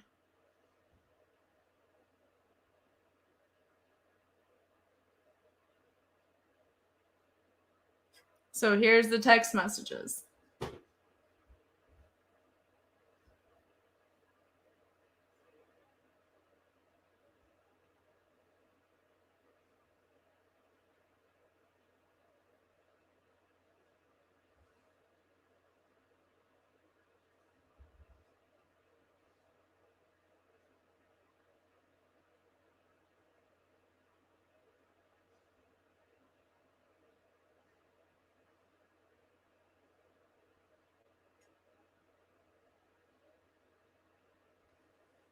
Can y'all read these?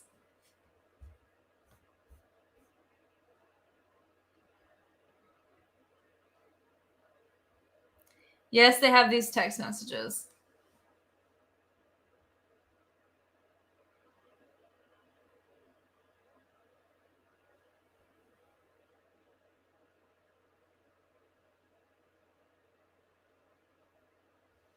When you sequester a jury, that means you put them up in a hotel and you make sure that they can't watch any local news coverage. They can't read anything online. They can't read anything in the local newspaper or anything like that. And I do not believe that this jury is sequestered. So in big cases, they typically do that just to stop exposure and to keep them from talking to other people and amongst themselves. But apparently they are not sequestered here. Can y'all read it like this?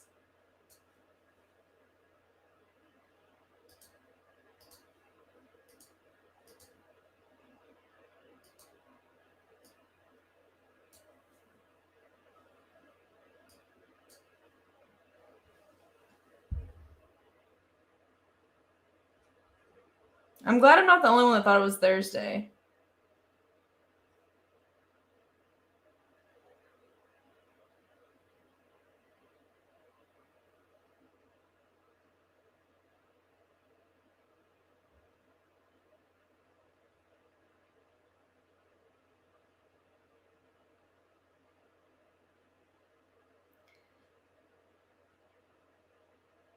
Oh, Sam, I was wanting to know if you had the whole horse story so I didn't have to look it up and do all that typing and researching in the middle of hearing her testimony.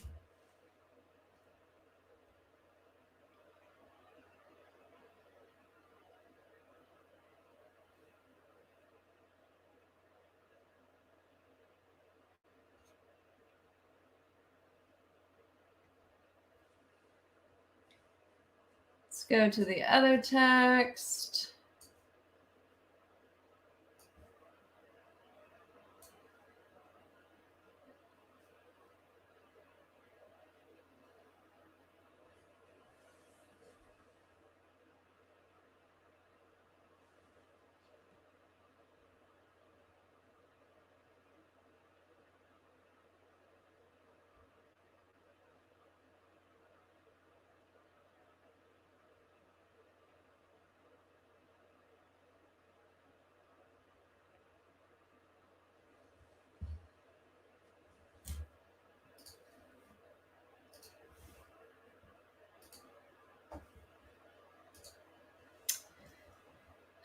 Let's see.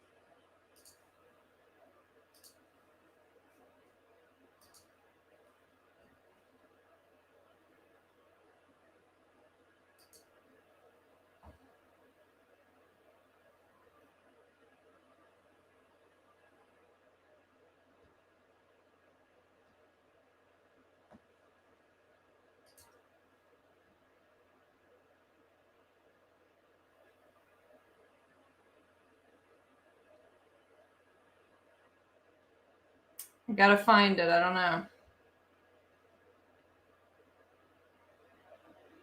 Yes, we're on our afternoon break. So they take a 15-minute break in the morning, then there's lunch, and then there's a 15-minute afternoon break. So we're just on our quick break.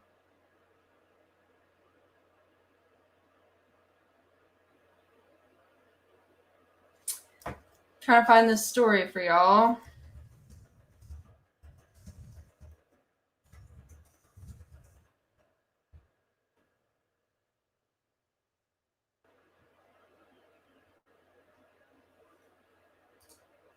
Someone told me about it a long time ago, so I'm not sure.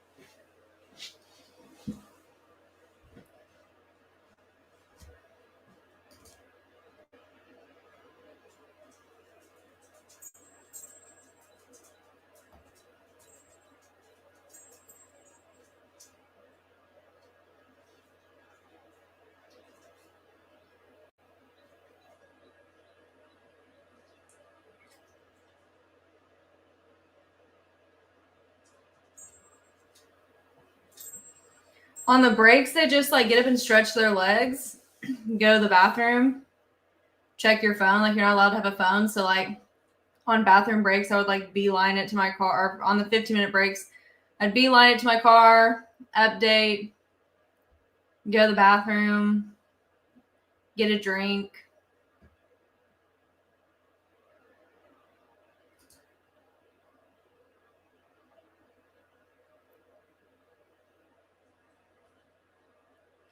And see, my contacts are bothering me, so I had to go put my glasses on. You know, like those things that you like actually have to use to see things, not, you know, put on for just fashionable looks or to appear smarter.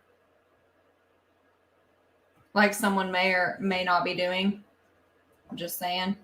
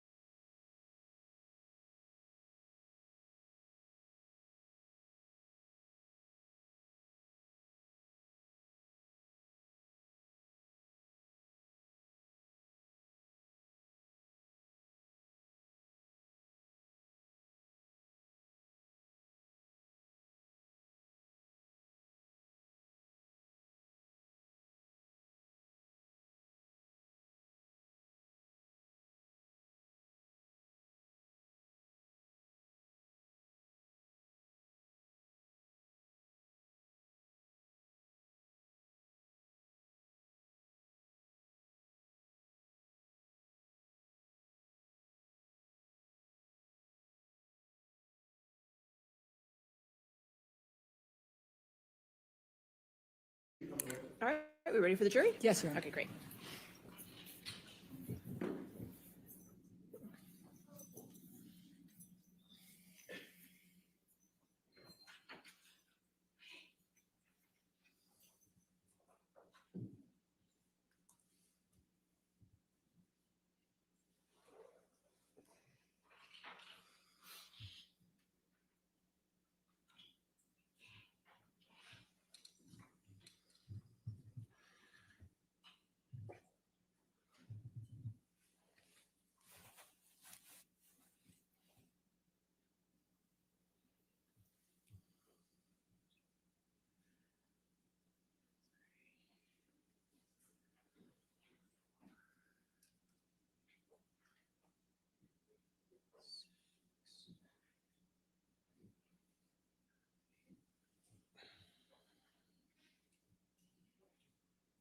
All right, thank you. Please be seated. Your next question. But yes, Johnny Thank was you, up for Ron. several days. I perceived And that we're going to take she you will be to too. March of 2013. Can you describe your relationship with Mr. Depp during that month? And we'll start there. I remember that was after a period of some peace, and then and sobriety. Johnny was sober, drinking Beck's, and my dad, who was struggling with alcohol and Because drug addiction at everyone the has an time. issue but Had her. fallen off the wagon, and I remember he said, "Why don't we send it? I want to send a picture to your dad of support because my sister was upset with my dad." And so he poured a shot and kind of said, "Let's take a picture." I don't drink spirits, but I know that, you know, I kind of held up in that picture. It's kind of eerie because I just think it's bizarre. He'd broken this long period of sobriety that I thought was going to be the end of him drinking forever. Sounds foolish now, but It held does up sound this kind of foolish, glass baby. with It him, does. and we sent the picture to my dad because, I didn't know what else to do. And I remember thinking it was weird that he was drinking. And then the month got really crazy from that point on. It was a bit of a revolving door of accusations. He was accusing me of having affairs with, frankly, just one person. I had an acquaintance with somebody, and he was accusing me of being with them, and then he was accusing me of being with my friend, the one I had seen in Spain. I'm in these kind of arguments, nothing I do is working. Walking out of the room is me leaving him, walking away from me. Hey, where are you going? I'm talking to you. That it went from that to pulling me in by my arm, still shouting about the accusations.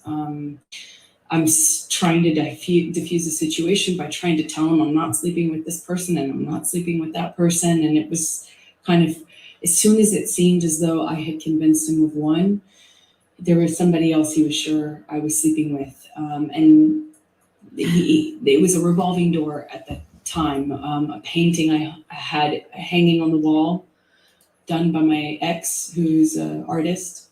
That was one day he was convinced that was proof I was sleeping with her or having an affair with her. I didn't really love him, and all the while I'm madly in love with him and trying to convince him. So March started with this picture of him doing a shot, and he's kind of saying, "Let's send it to your dad to show support." And what I remember of March is just like it's almost like it was a never-ending fight. It was just, there were breaks in it. What kept me in it is because I kept waiting for the other shoe to drop, the sobriety shoe, if you will. I kept waiting for him to get to the point where it's not supportable or anymore, and he's done with it. It's like she forgot that we have heard the audio and seen the videos.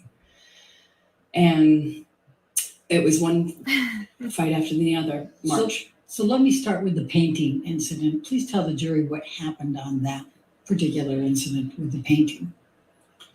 As I mentioned, the painting, which had been hanging there for months, one day he kind of stayed up doing cocaine, just drinking, doing cocaine, music, which is not in and of itself that weird in my relationship with Johnny at this point. Like, he stays up and keeps weird hours and smokes and stuff.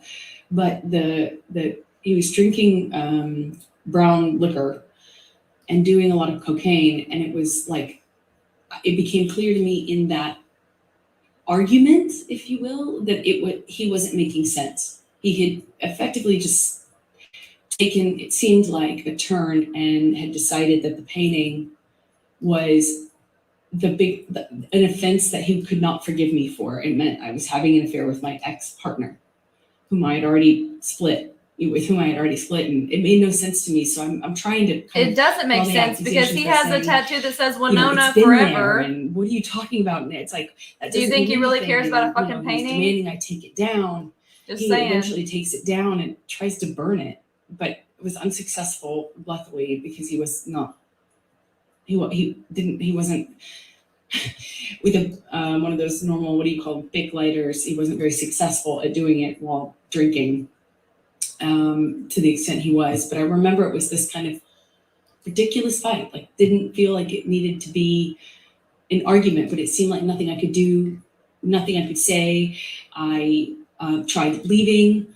I left the room. I left the house. I eventually came back. It was like a whole night of an evening, a night, and then a morning of this.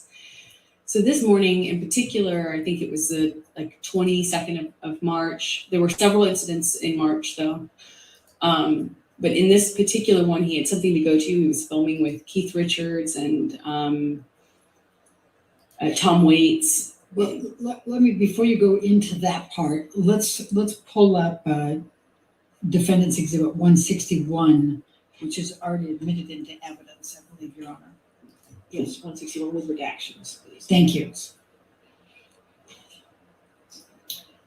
And I'm going to show you Defendant's Exhibit 161. And the date on this is 3/12/2013, and it's a text exchange between you and Mr. Depp. Do you see that? I do. Okay. And the first one is from you to Mr. Oh, Depp. here's the Just thought you should fucking know there book exists a again. book. Is that to you? Is it to Mr. Depp from you, or it's vice versa? Isn't it? It's Johnny texting me.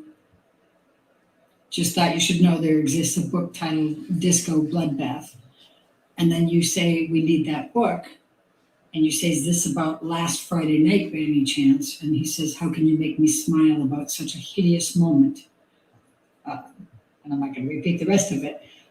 Could you tell the jury what happened on that Friday night?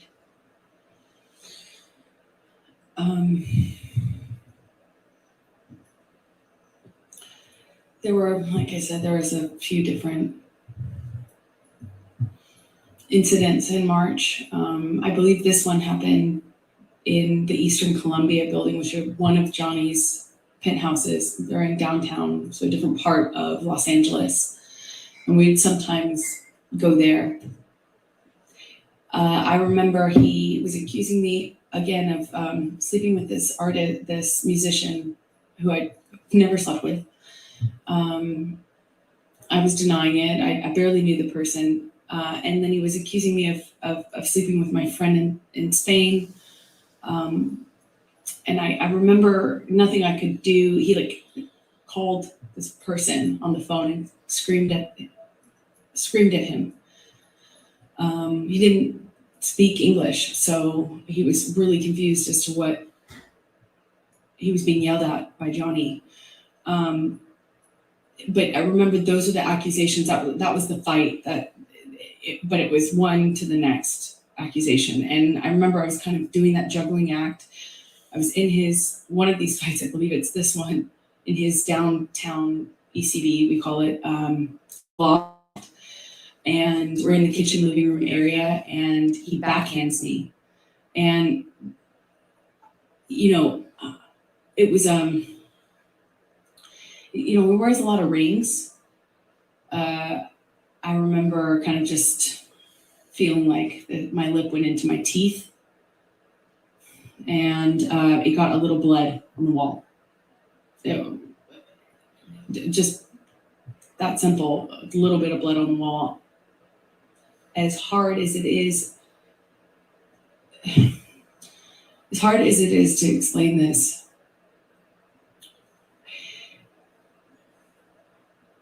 I was so caught up in the relationship and also very occupied in defending what I only could assume he believed, these accusations, that, I didn't internalize, I didn't make that big of a deal of it. I kind of pride myself on being tough, and, I don't make a big deal out of, smaller injuries. And I know that sounds horrible and hard maybe to understand, but my best way to cope with it is I kind of, minimize it, make sure no one, make sure he knows that I'm tough and can't knock me down, and make a joke of it, clearly. Make light. I'm going to, Michelle, if you can take this one down and bring up 170A. Did there come a time in March, Amber, where you sent a picture to your mom? Yes, this is sometime in March 2013. I sent it to her because I'd been texting about some of the craziness, and Objection, hearsay. I'll sustain as to what she may have texted. All right, next question. Without saying what you said in the text, explain why you were sending it to your mom. I was reaching out. I was very lonely in what I was living in. I wanted help. I wanted advice, help. I just wanted to talk to somebody and figure out how I could make this stop. And is this a picture that you took of yourself in March of 2013? I did. Your Honor, I'm going to move the admission of Defendant's Exhibit 178. Any objection? No objection, Your All Honor. right, 178 in evidence, you can publish the picture. Thank you, Your Honor.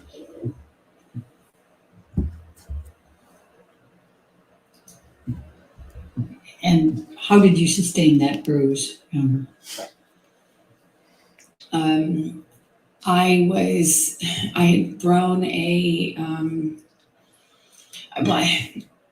Johnny slapped me. I walked away from him, and that made it worse.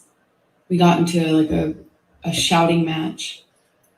And he kind of did this thing with his body where I could tell he was going to hit me again. I picked up I remember it kind of like a little pot, not a pot, but like a vase.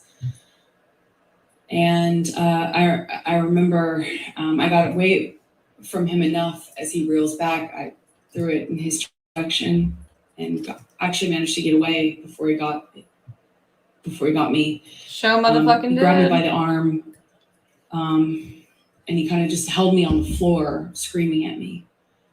I don't know how many times he hit me in the face, but I remember being on the floor of my apartment, and I remember thinking, how could this happen to me again? Can you bring up 170?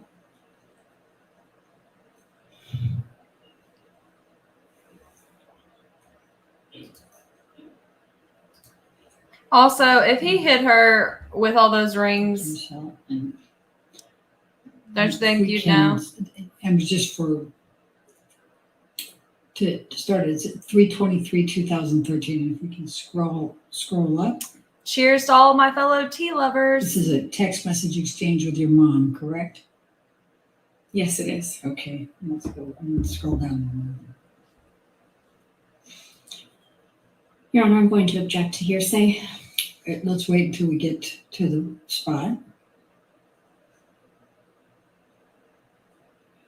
All right, and is this the picture that you sent to your mom on 3/23/2013? Yes, it is. Your Honor, I'm going to move the admission of 170, just that picture that's on the text. Along, With no rules? well, it says from 2 weeks ago on it. That needs to be a I'll spot on the sustain card objection. for sure.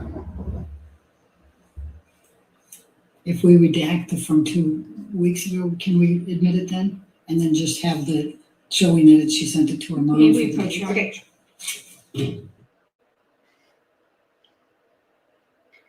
You know, I love what she chose to take pictures of. Just saying.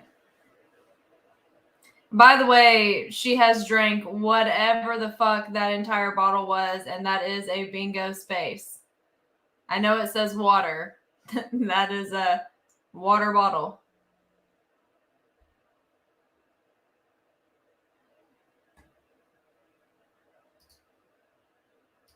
Y'all know that song, Poor, Poor, Pitiful Me? That country song? Like, I feel like if we were doing a soundtrack for her life, Poor, Poor, Pitiful Me, that country song would be on here.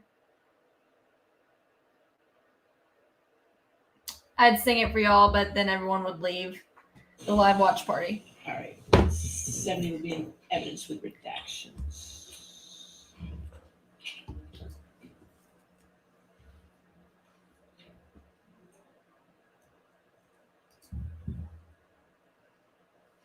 And may we publish to the jury, please? And that's the picture you sent to your mom Yes, it is. on March 23rd, 2013. Is there context behind Yes, this it was picture? from a previous fight, Okay. the bruise. All right. Now, did you have any other altercations in March 2013 with Mr. Depp? Yes, we had a couple of these fights in Orange that were around this time, one of which I started to tell you about the painting. You know, and I know I've interrupted you now twice on that, but I realize the jury doesn't. Can you tell them what you mean by orange at Orange? Sorry, Orange was my apartment that I kept in Los Angeles at the time. But And you it was kept an telling everybody you'd be apartment. What type of homeless. an apartment? I rented the top of a duplex. So it was a house with the landlord living on the bottom floor. I rented the top floor. Okay, thank you. Now, please continue with the painting. I'm sorry. Yeah, where's the EXIF data from this picture? And what's the nothing context that she it sent seemed this like nothing picture I could in? say to Johnny would convince him. He wanted me to remove the painting. And he wanted me to admit to this affair that I wasn't having. And I didn't want to admit to it because it's not true. So I held out and he just drank more and did more cocaine. And I woke up the next morning, I think it was on the 22nd or the 23rd. I woke up in the morning and the breakfast table was like cocaine and booze. And I realized that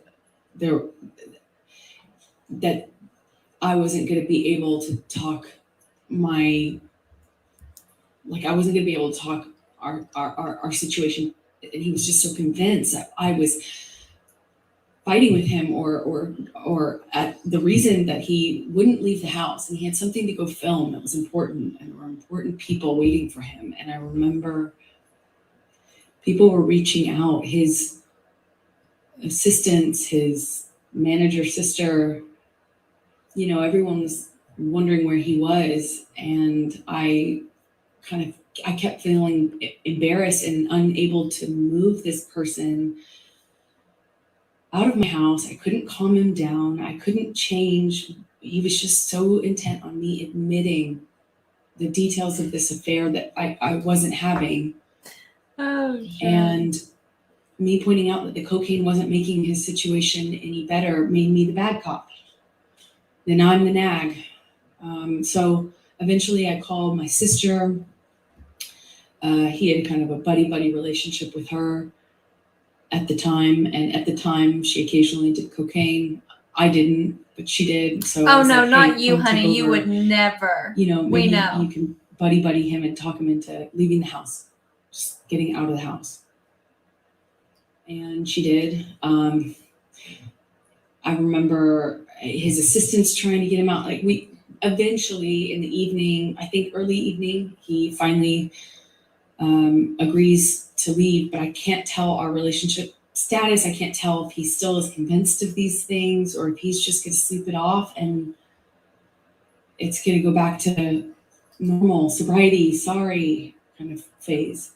And he was still upset, but like seemingly calming down. So I agreed to go with him. He wanted me to go to the shoot. I had plans, so I kind of reluctantly agreed, but didn't want to set anything off. I didn't want to engage anymore. I didn't want to do anything that could be perceived as antagonizing him or engaging more. So I went with him. We grabbed the dogs, we get in the car, we're on the way there. We're headed up Sweetser's the street. It's a major street that leads up to Johnny's houses. He effectively owns the end of the street. It's like a cul-de-sac. So we're nowhere near his home, but we were driving up this street, and he has the window down, he's smoking. It wasn't all the way down, but he's constantly smoking, and at some point he starts howling out of the window and then grabs two small dogs. Well, one was Johnny's dog and one was my dog, but he grabs, if I remember correctly, Boo, his dog, slightly chunkier teacup Yorkie. Oh my god, the bitch has to troll the fucking dog? Teacup Yorkie, and holds Boo out of the window of the moving car. And he's howling like an animal while holding the dog out of the window. And everyone in the car, I'll never forget it, everyone just froze. No one did anything. And I too was like torn as to what I should do, because I didn't want to do anything to cause him to react. Well, drop bitch, the you dog. fat shamed the You know, dog just this before, if you were, eerie moment where he's like, it's hard to believe you when you fat shame the dog before you holding his mention animal this. outside of the The car window. fuck? And more than that weird memory is that I have more than that weird memory. I have a memory of everyone just kind of not really reacting to him. Like no one really kind of did anything. I eventually kind of pulled his arms gently back into the vehicle and kind of got the dog. Yeah, where are back the on witnesses seat, to and this? I would love we to hear continued them driving, but verify this. reacted. It just kind of avoided dealing with it. We get to the place, the house where he was filming this thing that he was late for, I suppose, for the day. How you gonna And fat shame the dog, We walk man? in. Meanwhile, I've been bombarded by text messages and calls and conversations with everyone seemingly so stressed. I want to. Objection hearsay. Where are the witnesses that saw him do this? Like, just get one for me. Somebody else said, just what you observed. I understood everyone was stressed. They seemed stressed to me about the tardiness. Where is he? Let's get in there, so we get in there. And no one reacts when we get in. I mean, we walk into this house where everyone was waiting for him, and everyone smiles Girl, and bye. says, hey, boss. Objection hearsay. Okay. Sorry. Okay. Let's, Michelle, can we pull up 167A? I think is B the one that's in 167B is already. I can't believe she fat shamed the dog, y'all. Oh, okay. Like, I'm gonna act like I'm really scared and worried about this dog, but I'm gonna make sure to fat shame the dog is chunkier than my dog before I do it. Is she fucking serious? Also, yeah, if there's all these people that saw this, like, Defendants. where are they? Well, this might be your 167A, but it's an evidence as a plaintiff's number. Man. I'm not sure which plaintiff's number it is. I don't need it in twice, so. I would agree.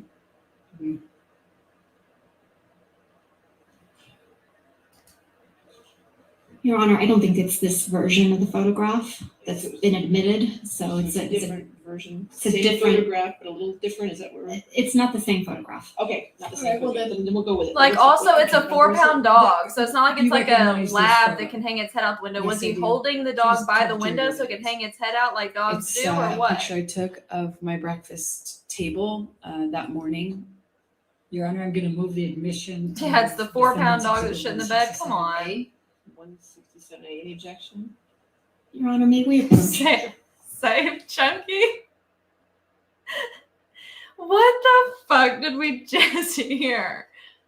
Like, if it's a big dog like a lab or whatever, if you have a big dog, then they stick their head out the window. If it's a 4-pound Yorkie, like, was he holding the dog out the window, or was he holding the dog next to the window so that it could safely hold its head out the window and do what dogs do? Like, I got questions. But above all else, why are we fat shaming this fucking dog? 167A is in evidence. I just- and published. What? No, Maybe ma'am. publish that. Thank you. Johnny was like, I got to divorce her to save the dogs. And However, you said that you took this that morning. Is that Yes. correct? Somebody called PETA.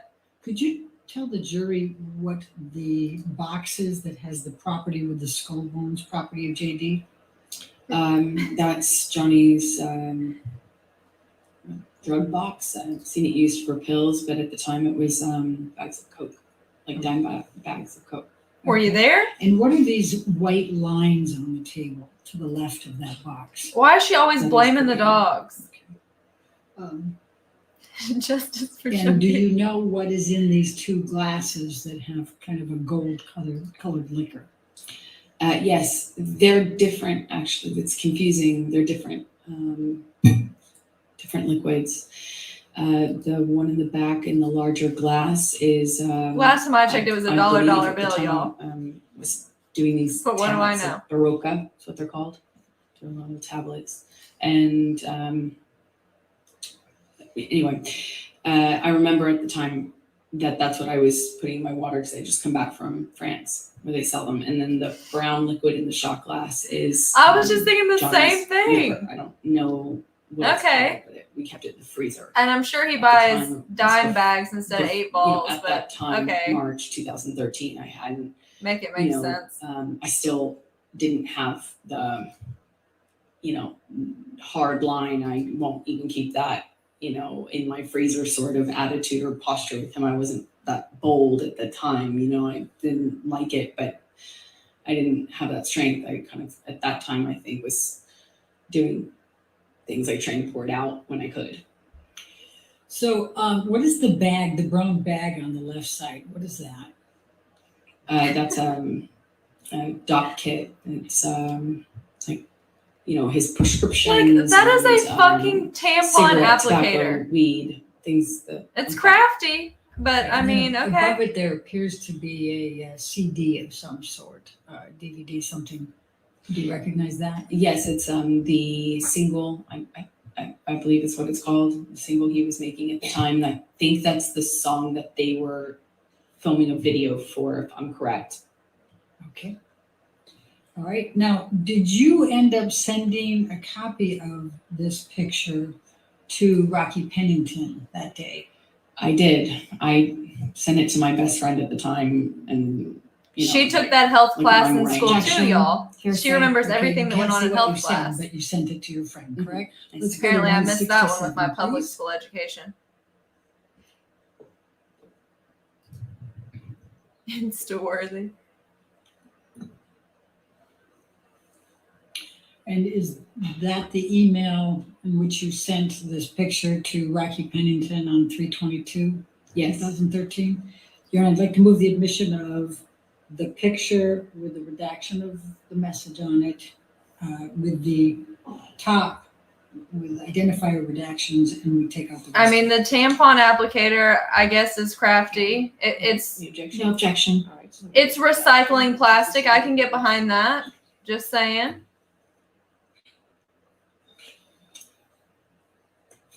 Oh shit, hold on, let me catch up to this one comment. Bonus points for whoever sends this pic in to the Instagram. All right. And may we publish, please? I mean, she is a basic bitch, y'all. All And right. it could have been is her this the breakfast. text message, the email that you sent to Rocky with this picture? Yes. Okay. Now I'm going to Look, Johnny was just recycling plastic, take y'all. you to, He cares about the environment. let's go to Hicksville. Let's tell the jury about Hicksville, May 2013. Yes, let's talk Can you about tell the jury Hicksville. what transpired at Hicksville? It is it's like a fancy trailer park, like a little hotel in the middle of nowhere, set up with these little trailers, and we had made a plan to go there with friends, and we were Send gonna that do, into the Instagram for like, sure. Laffy, as we said, laffy drugs like mushrooms, eat mushrooms, sit by a campfire, there's really not a whole lot else to do. Yeah, what's the there to context with the begin with. pictures? We want to know. We had made this plan, and it was going fine. It was like a, kind of like a party out in the desert, with a few friends and campfire and music. And I don't know somebody brought MDMA. It was being passed around, and somebody who took it, kind of was starting to feel the effects of it, I guess is the best way to describe. She kind of reacted in this way where when the MDMA hit her, she kind of, we were sitting around a campfire, Was all of us, Chunky and she kind there? of leaned into me and put her, head on my shoulder and kind of grabbed my arm. I took it, to be the effects of the drug. And I think I had eaten a mushroom cap, but was not feeling anything at the time. I don't remember feeling anything, because the night just kind of changed pretty dramatically, before I really felt anything of the effects of that. But that was the environment. Are my we were in, glasses broken, or is shit really this fucking stank right now? And as soon as she kind of did this thing where she leaned into me, Johnny Hot damn. gets really activated. He gets really upset, and he starts. Well, at first she thought he was kidding too. She thought he was kind of making a joke. I think we all One did. Everyone kind mushroom, of responded at first, that like it was a joke. But he was like, "Hey man, what are you doing? What do you think you're doing?" And she kind of giggled and kind of leaned into me more. And I knew This in my comment body section is just everything. instantly that it wasn't a joke. But she didn't. So she's kind of still attached to my arm when he says it again to her louder. He says, "Hey man, you think you're touching my fucking girl? You think you're touching my fucking girl? That's my fucking girl." He gets louder and louder. And she kind of did this thing, half understanding what was going on. I think she kind of started to cry at this point, but she kind of threw up her hands, and Johnny grabbed her wrist and kind of twisted it and pulled her into him and said, "Do you know how many pounds of pressure it takes to break a human wrist? Huh?" Is she gonna verify And this? he kind of held her, and she just looked frozen.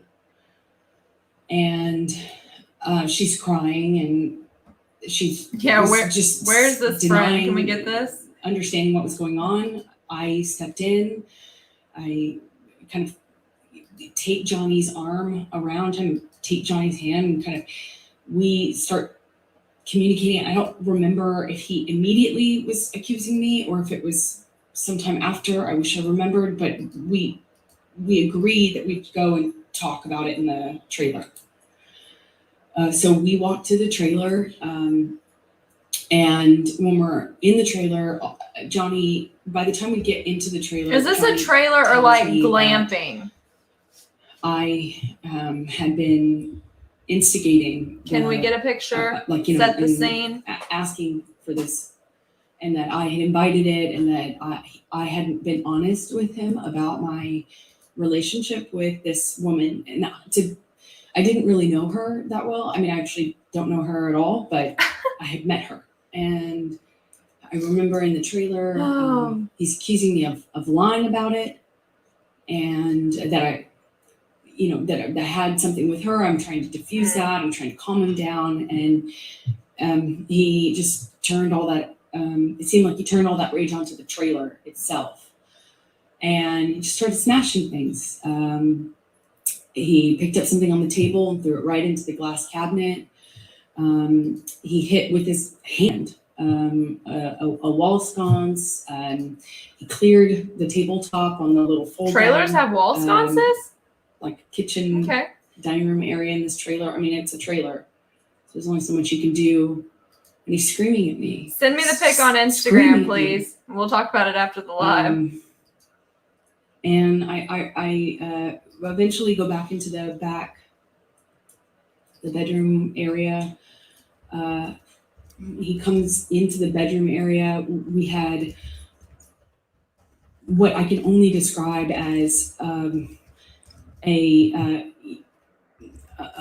it sounded like nonsense from him. It wasn't making sense. And I realized that he's just probably really high, because it wasn't making sense anymore. It wasn't like a direct accusation. He wasn't hearing me when I was saying I wasn't involved, wasn't cheating on him. I wasn't secretly trying to engage this woman in some sort of sexual affair. And then it became clear to me he was like looking for something. He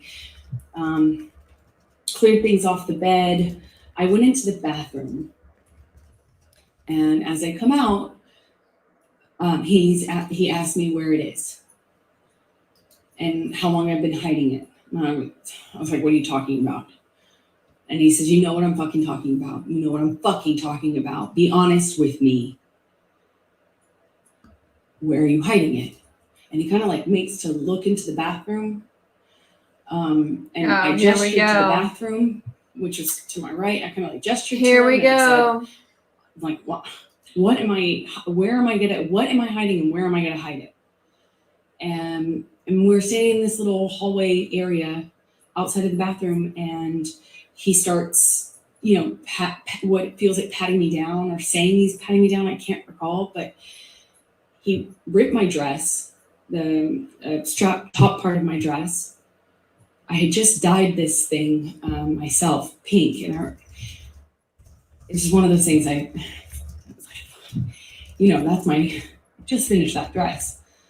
And he's like grabbing my breasts, he's touching my thighs, he rips my underwear off, and then he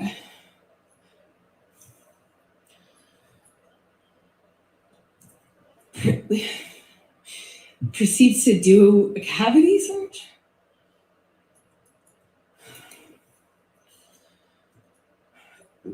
He said he was looking for his drugs, his cocaine, his coke.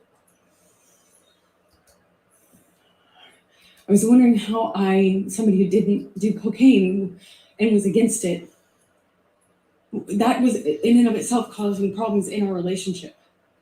Why would I hide his drugs from, like he was insinuating that I was doing it or something? It made no sense. And he was telling me we're gonna conduct a cavity search, shall we?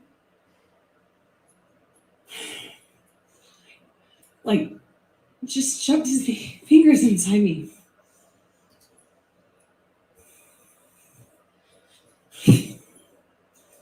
I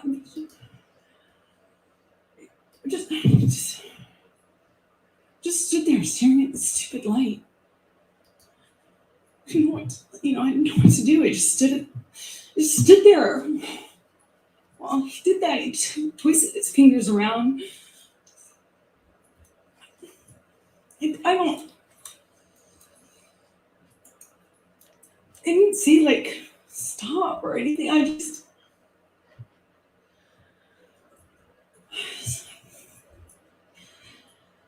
So the next morning, what transpired?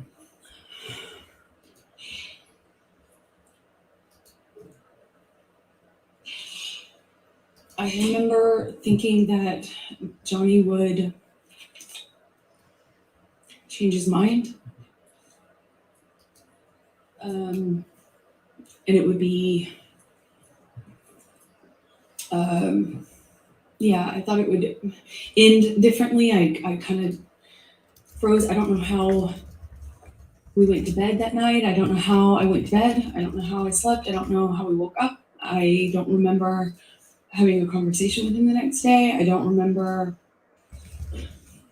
talking to him about it or confronting him about it. I remember wanting it to be okay. I remember just wanting whatever fucking weird trip, whatever trip that was to end, just to be over and for She it to didn't just want to go on this trip. It wasn't nice go enough. back to normal.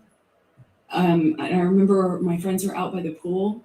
Like there was a pool in the center of the trailer park, and I remember putting on my, just putting on my face and going back into this like crap, you know, and I remember seeing my friends by the pool thinking they were just having a great time and no one knew what was, you know, I felt so lonely, like no one knows everyone was just having a good time, you know, like normal stuff. So I just smiled, made a joke about how trashed the trailer got, and we had to get the manager, who started off furious that Johnny had wrecked the thing. Is the manager going to make an And appearance He had here? this like black mesh not tank top, but it was like a meshy kind of shirt on, and I remember he came into the trailer and looked around and was like, "Whoa, what happened here? Whoa!"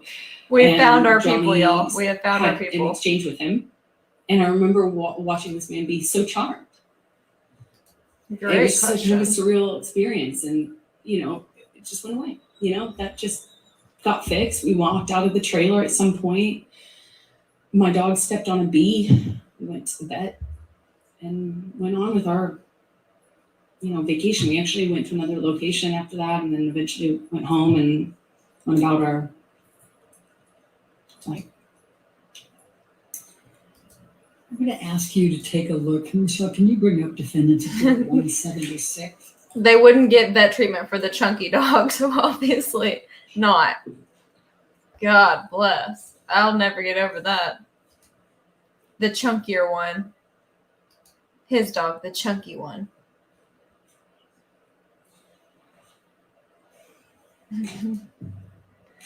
Why would she say that? 13.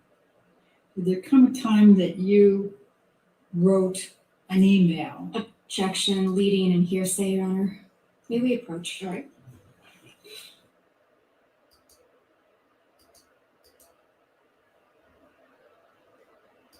Yeah, like is there pictures of this?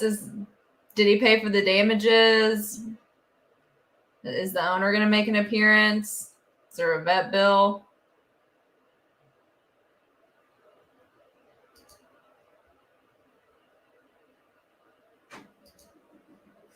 The carpet was dirty, the dog was fat.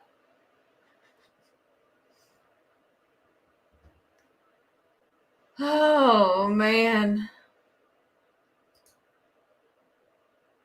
Yeah, that'd be nice, wouldn't it?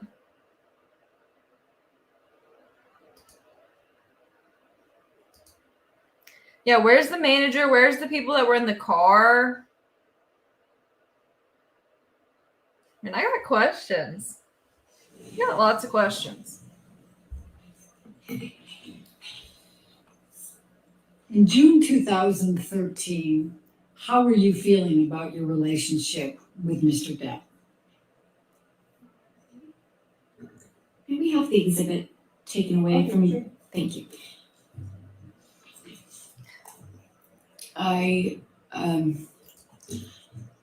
By June, I was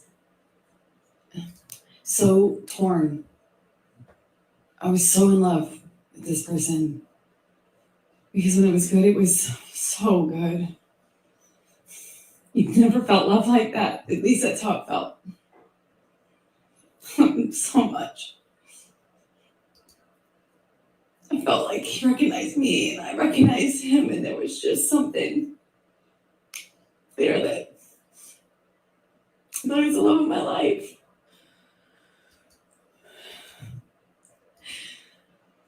And he was. He was. But he was also this other thing. He was also this other thing. And that other thing was awful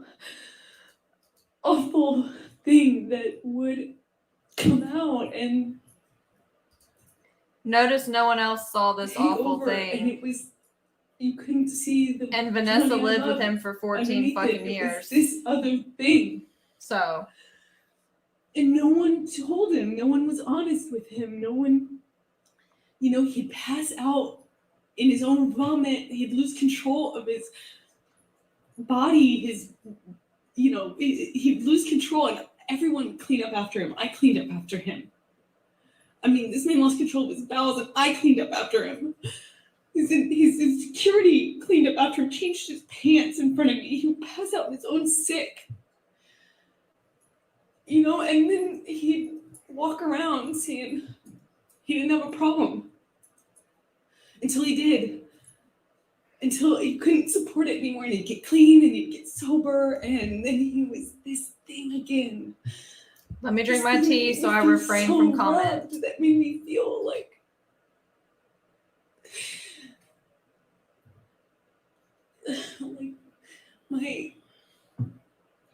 my soulmate, as cheesy as that sounds. I just felt like he knew me.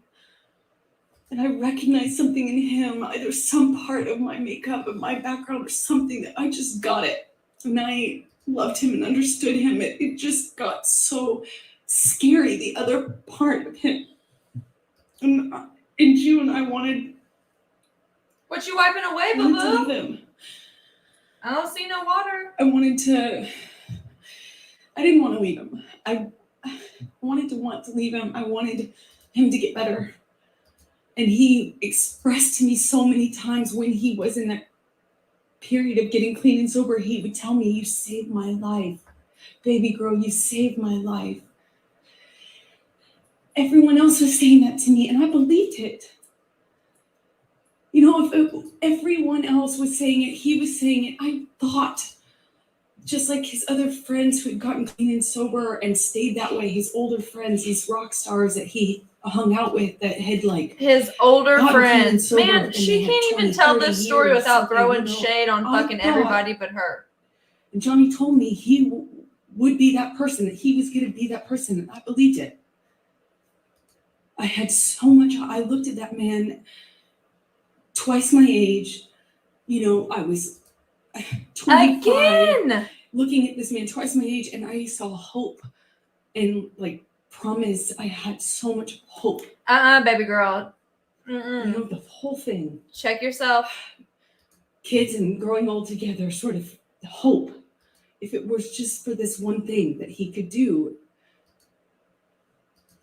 which would save his life, which would be to get clean and sober. And I believed it. And I wrote this letter to myself, among many letters to myself. Objection, because I hearsay. All she did was refer to that she wrote it. She isn't saying what she said. No, I'll rule for that. Thank you. Okay.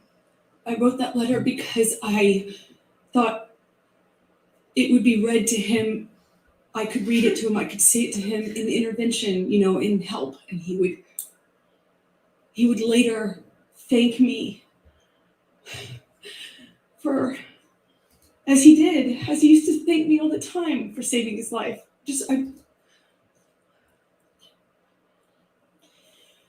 Did there come a time later in June that you finally met Johnny's kids?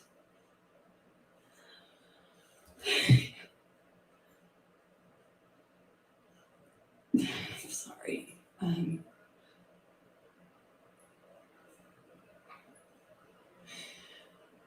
Yeah, I finally Y'all know met that them Wiggle in Wiggle summer. song that's on TikTok? Every time she 2013. sniffles, I hear sniffle, sniffle. I'd been with Johnny for over Someone a needs to year, redo that song on maybe a TikTok. year and a half at this point is my best guess. And I was dying to meet them, you know, dying to get to know these kids. I felt like I knew them already. I had his daughters, and Jack's, both of his kids' art on my fridge, and I had never even met them. You know, Johnny had brought them over one day and kindly given them to me, and I had them up on my fridge because I felt like I knew them, just how much he talked about them. And I finally got to meet them at the Lone Ranger premiere at Disneyland. Summer 2013. So then I'm gonna jump to, and it's not much of a jump, to June 26, 2013. There was a plane ride to Russia with Johnny. Do you recall that? Yes. Well, tell the jury about that particular event. Well, that was the first and last time I ever decided it would be a decent idea to do drugs with Johnny. I did MDMA with him on the plane, which was as stupid as it may sound.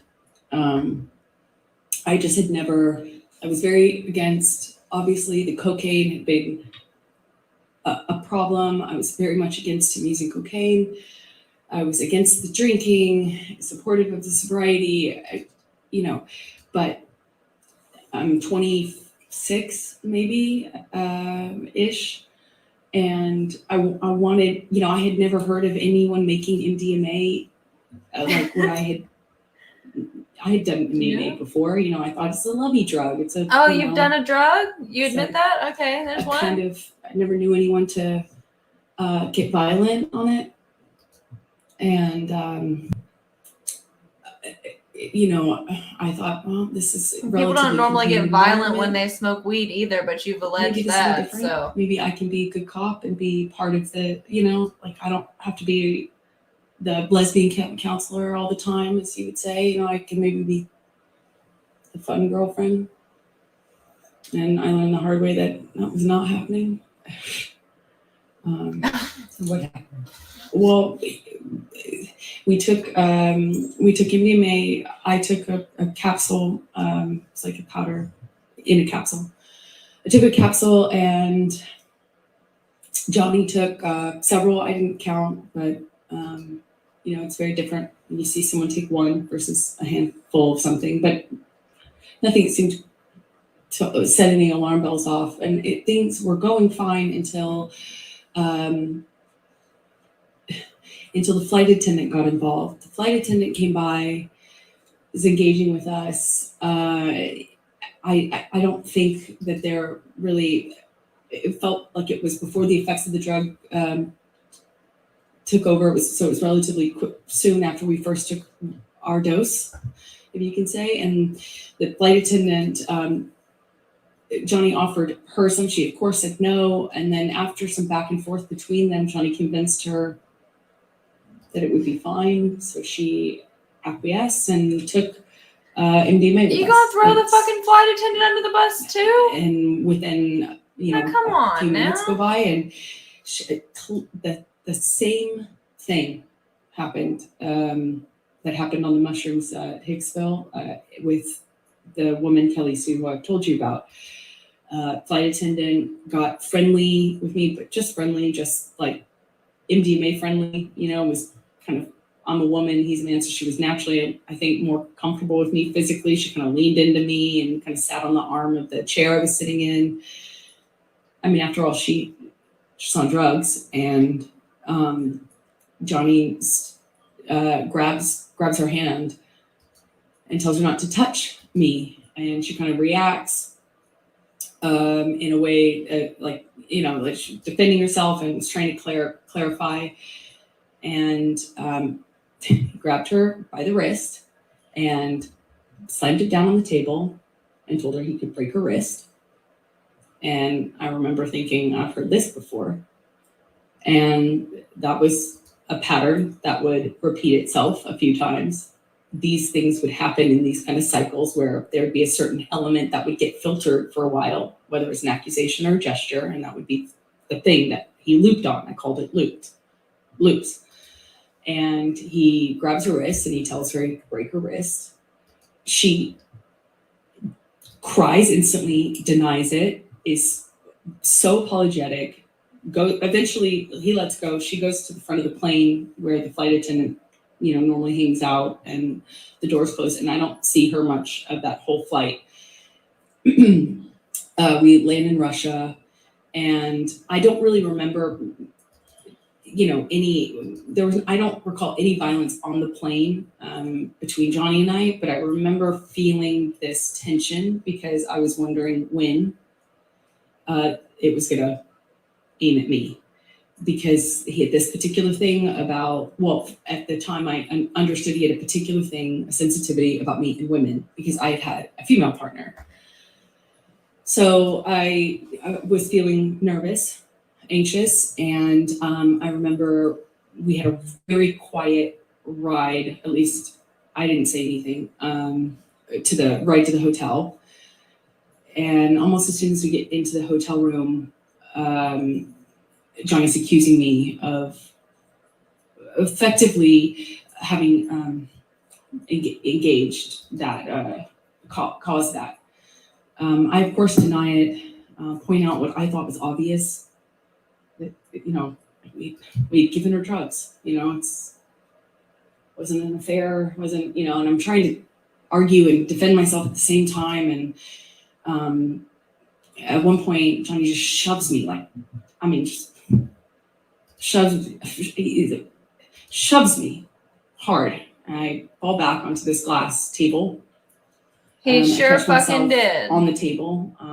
And supported his I daughter, don't know so she how- can fuck off with that. Some furniture got knocked around. There was a, you know, I'm trying to stand up for myself. I'm trying to stand up, literally. I'm not, you know, at this point, I don't even try to hit back or try to run.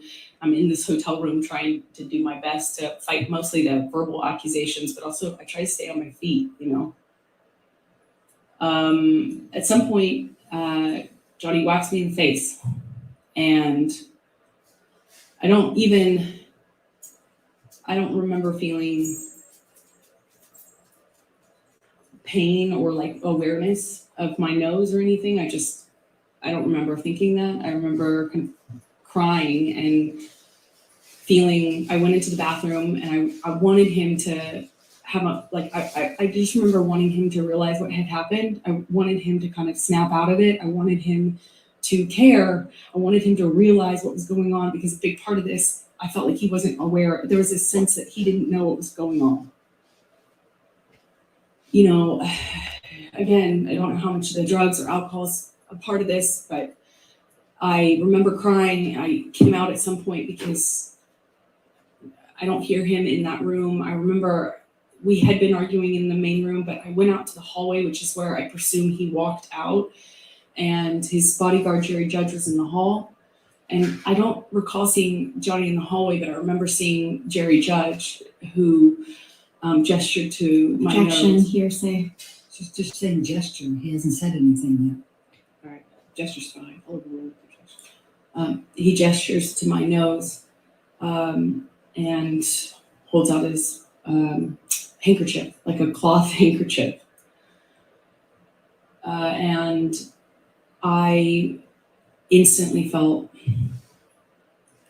really embarrassed. yet.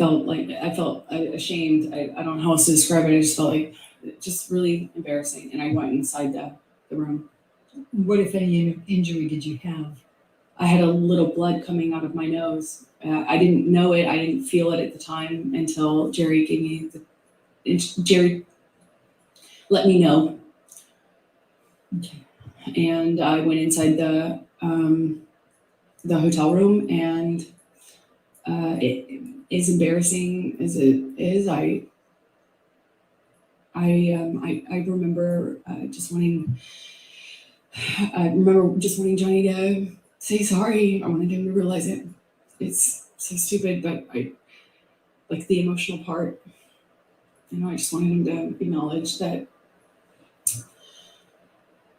this was that he could hurt me, you know, and I wanted it to be okay. I didn't want him to think I was interested in this flight attendant. I didn't want him to think that I would capable of cheating on him. I was in love with him. I just wanted things to be okay.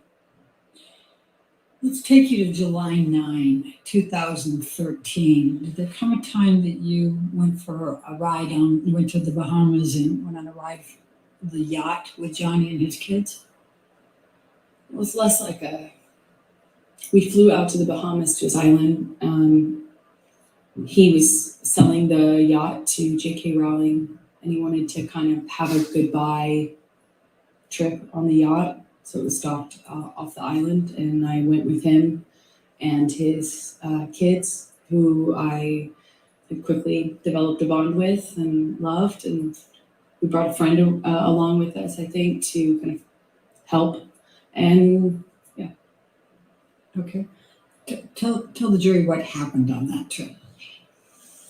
Johnny was upset that he had to sell the boat, and he was off the wagon again, but he didn't want to tell his kids, so he was hiding it from them.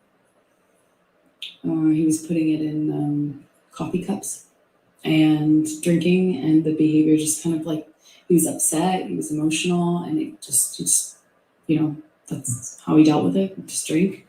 But there's just no off button with Johnny. So he just kept drinking, and the behavior kept getting more obviously drunk. And Lily Rose, his daughter at the time, was young, just like maybe 14.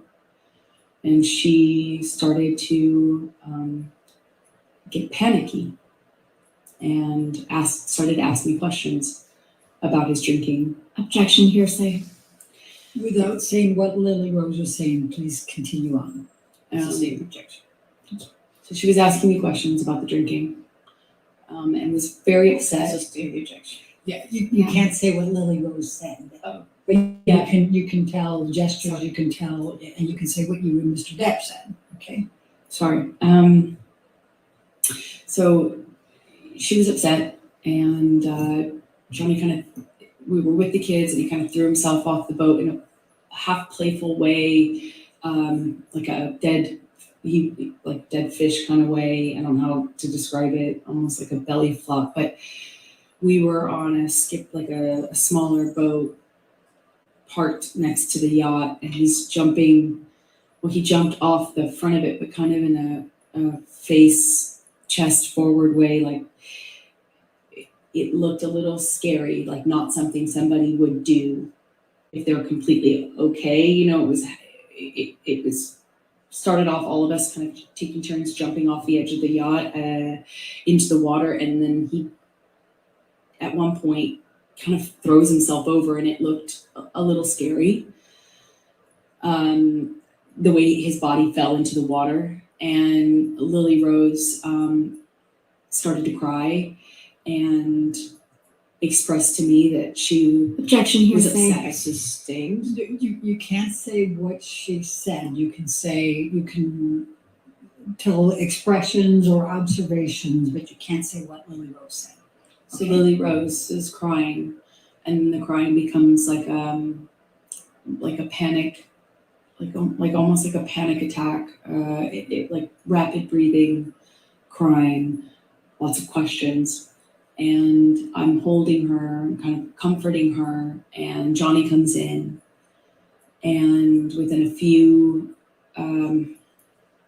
seconds, I realized that he, kind of shifted his attention on me, and then he seemed very angry. He asked Lily Rose to leave.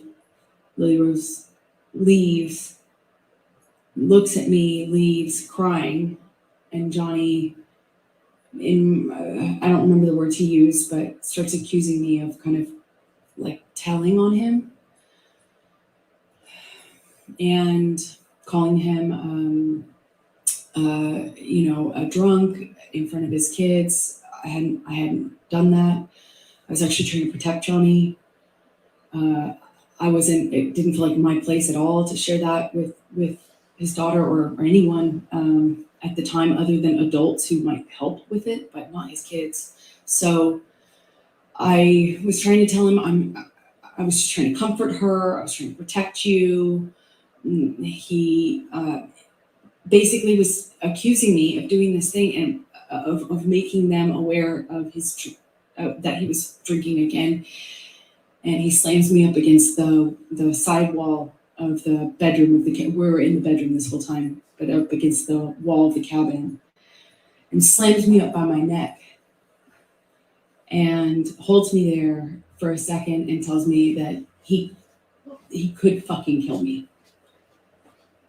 And that was an embarrassment. It was embarrassing. It was embarrassment. This whole thing was a joke. All embarrassment. I made him feel sick. And I'll never forget. I'm very, very, very much in love with this whole family now. And he's saying I'm embarrassing to him. And The that's kids somehow hated stuck her. What the fuck is she in talking me about? more than the I could fucking kill you. It just sounded like hyperbole. It sounded like something he was just saying, but that. Honey, do you know what he was hyperbole calling is? me. It's an exact. And it's Okay. pushing me up against the wall by my neck, hurt my feelings. It hurt. when I saw Lily Rose again, we get, I won't say what she told me, but the next thing we do is we call for a helicopter to come and take us off of the boat or off of the island. So we leave the boat, go to the landing of a part of the island, or maybe it was a different, island we had to get to leave, and we take off. I'm holding Lily Rose I'm literally holding her under my arm while she's crying. We're lifting off, and Jack ended up not coming with us. At Well, the it's last funny because minute. Lily came out and made a statement fine. after your accusations. And we were taking off, and I remember being really torn about leaving. I felt bad about leaving, even though that had happened. I still felt awful leaving. I felt awful leaving him. I also felt like I had done something wrong. He was mad at me. I wasn't sure, what I had done, but I remember not being, I'm getting all these text messages from him calling me all these names, and it barely coherent, barely, and I'm holding his daughter crying. And She let me does just know stop Lily's you like for a minute. made Michelle, public can you statements, right? pull Like up it, Defendant's Exhibit 180. like does she know that we know? I believe that's already. It is already in evidence, Your Honor, so we may publish it to the jury. And Amber, I'm gonna ask you to take a look at 180.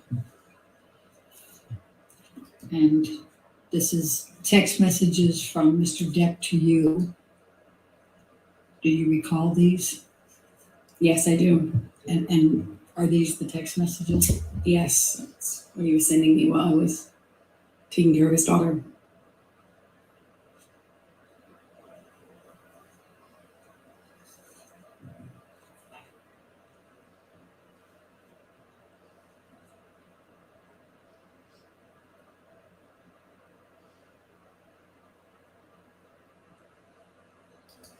Officer Squarehead.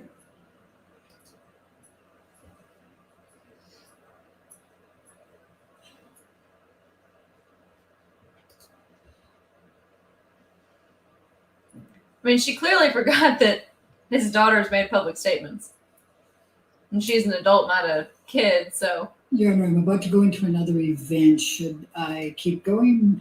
I mean, that's fine. If you think this is a good point to break for the day. I think it's probably good. All right, ladies and gentlemen, we'll go ahead and conclude for today. Again, do not read anything about this case. Do not do any outside research, and don't discuss it with anybody, okay? Have a good evening. We'll see you in the morning, okay? And Penny said, bye, I'm getting the fuck out of here. See y'all later.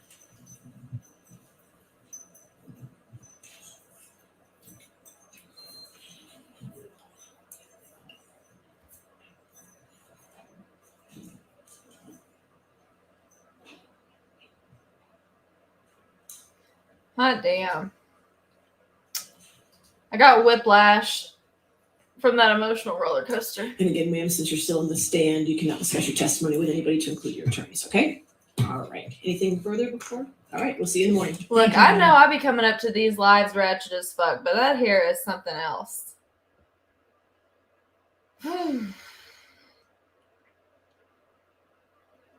Wow. Wow.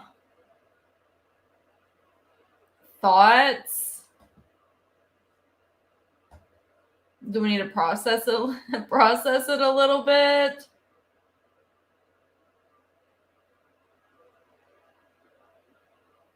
Judge Penny was like, that's great. See y'all tomorrow. Bye. Don't talk to anyone. See you later.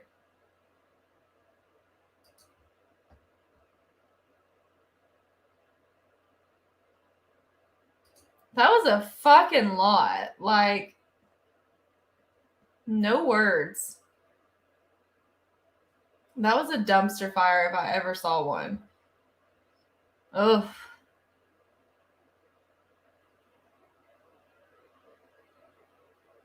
That hair was bad. Y'all have seen me come to these lives ratchet as fuck when I'm running late. But that was Hot Mess Express for worldwide spectacle.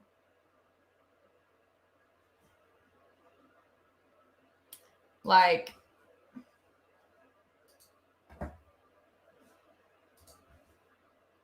really have no words. The fuck? Yeah, save Chunky. How are you gonna tell a story and fat shame a fucking dog in this? Poor Chunky. Poor Chunky. Poor Chunky. Lily Rose, you can find, she put I think it was an Instagram post out, like after these accusations were made. She said something. You can Google it and find it.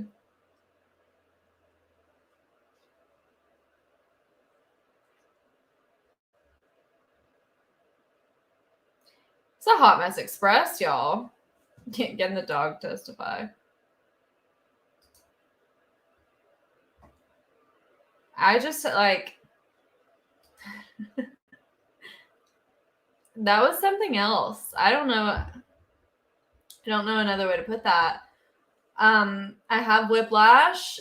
I could not do stress eating because this mic is so sensitive, y'all can hear everything. So had to step out a few times to go throw down on some broke folk charcuterie. But like, hot damn. My two favorite lines are going to be between, and I just couldn't stop thinking about how dirty the carpet was, and then fat shaming the dog. I mean, can y'all think of better liners than that?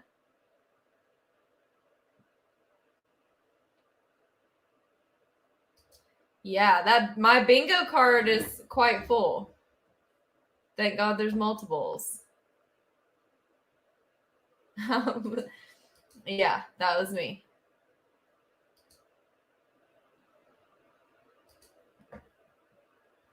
They had house cleaners, so I'm like, was it dirty carpet? I mean, fuck, y'all.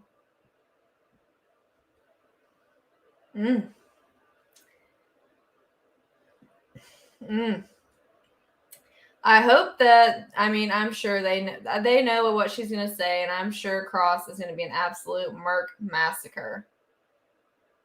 But she got up there and basically just had a fucking Jerry Springer moment on the stand for the past 3 hours.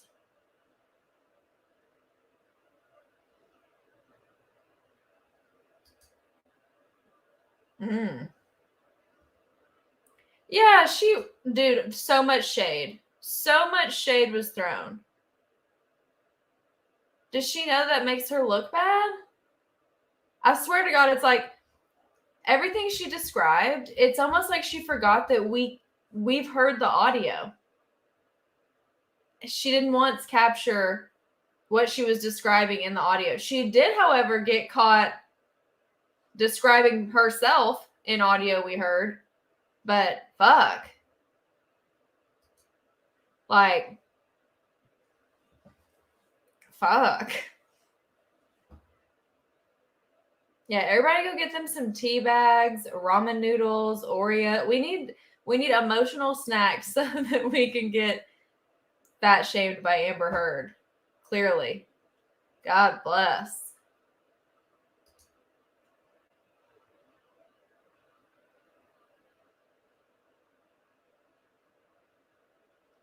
I mean, she threw everyone under the bus, and y'all are absolutely like, I love this group chat so much because everyone is so perceptive and intelligent and using critical thinking skills. Like, I fucking love this crew.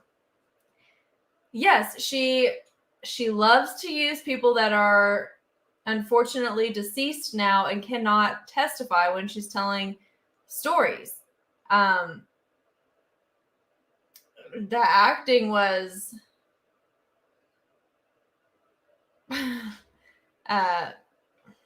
high school play worthy, but you know, yeah, a tea company does need to endorse him. She was really acting like that was some shade.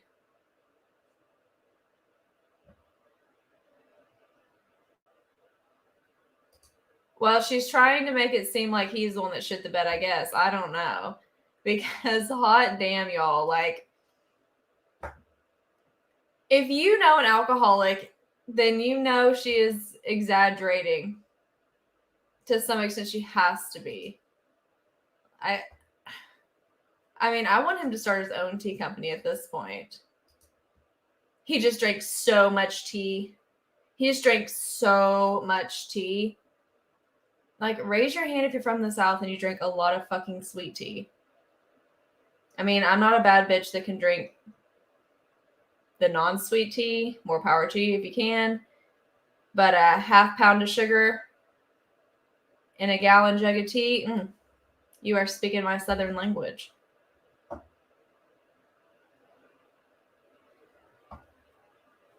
Mega pots of tea. Unbelievable. Unbelievable. There are no words for what we just saw. But hey, it was equally as dramatic as her expert witness. They were both hella fucking dramatic. And, you know, I realize that it doesn't look good to laugh at someone making the claims that she's claiming, but like, I feel like this is the exception.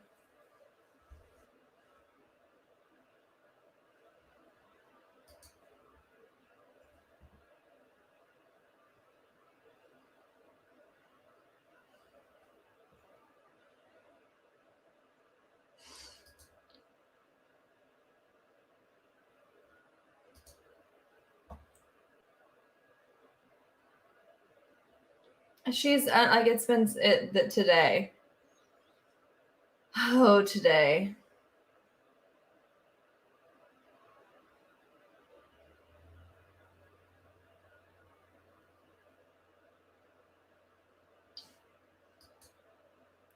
I am still laughing about the tampon applicator. I mean, again, a great way to recycle plastic. Interesting choice. Not to be, you know, weird or anything, but it does seem like a little bit of a feminine choice. I guess that's me associating gender with the tampon stick. But I mean, Johnny very well could be like, hey, let's recycle this plastic. I don't know. It's interesting. Of all the options.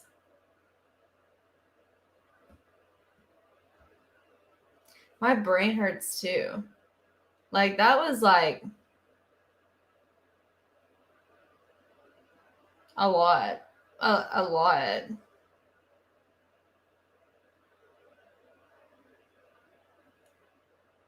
Yeah, when she said she took a picture of her breakfast and then just happens to have a picture of the Coke on the table, it's like, whoop. Is she believable at all? It depends on who's listening. Depends on if you find her to be credible and believable. It's all going to be subjective to who's hearing it. Personally, I didn't believe most of what she said today.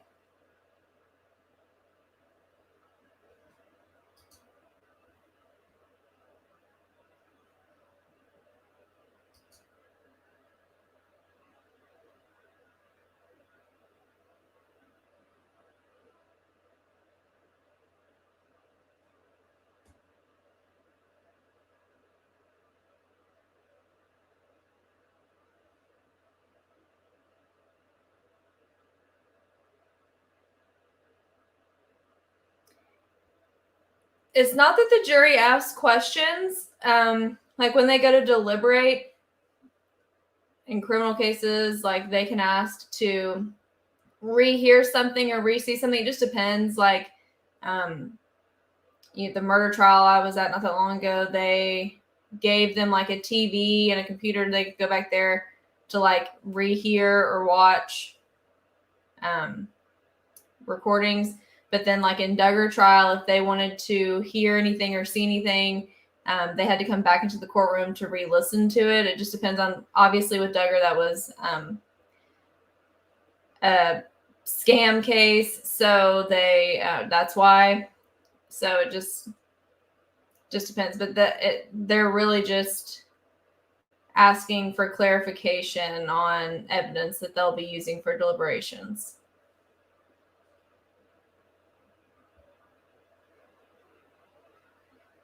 There's a lot of mixed numbers for the jury.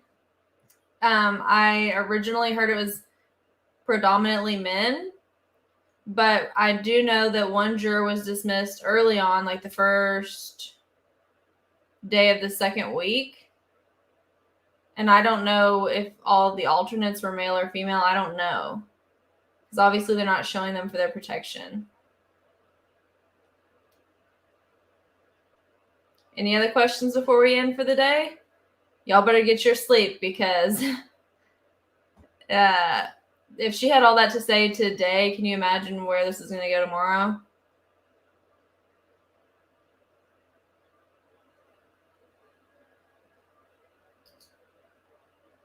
Yes, it's a good analogy.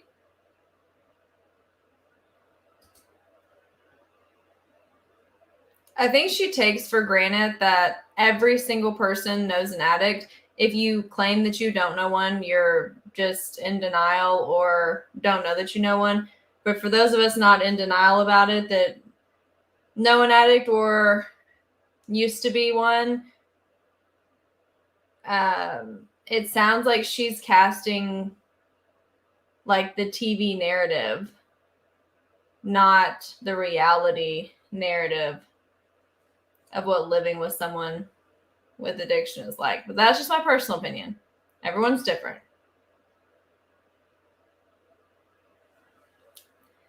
So apparently the 10-day break would mean, I thought today was Thursday. Clearly I need some sleep. It would be after tomorrow. So the 9th through the 12th is the judicial conference. So that would be Friday, Saturday, Sunday, conference Monday, Tuesday, Wednesday, Thursday. No court Friday, Saturday, Sunday.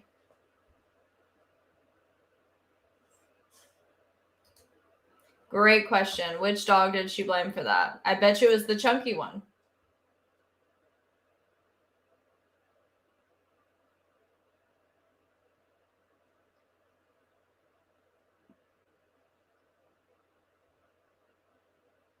It's a whole last week. Yeah, it's a lot.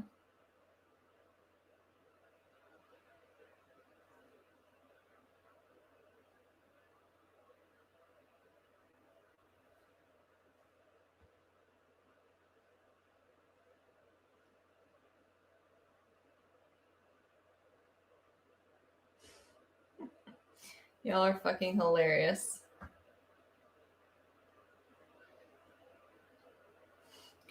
Definitely not annoying. Send away. I will repost what y'all send on my Instagram stories to kind of continue talking about certain aspects that, like, obviously for what I wish we could share pictures in here, but we can't. So yeah, if you send me pictures on Instagram, I'll repost them on my Instagram story. We can re-chat it out there as well.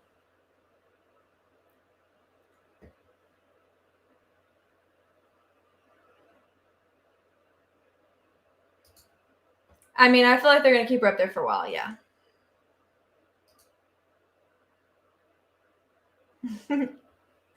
Okay, well, I'm going to get off here. I have to go check in on TikTok, and I will check the messages that you all sent me on Instagram. Post those so that we can chat on there.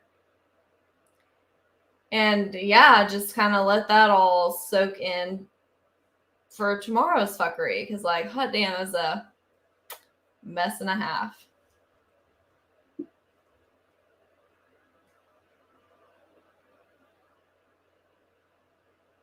All right. Thank you all for joining today. I'm sure I'll see some of y'all on TikTok here in a minute, and we will reconvene either on Instagram later tonight, TikTok here in a minute, or on YouTube tomorrow. So thanks for joining.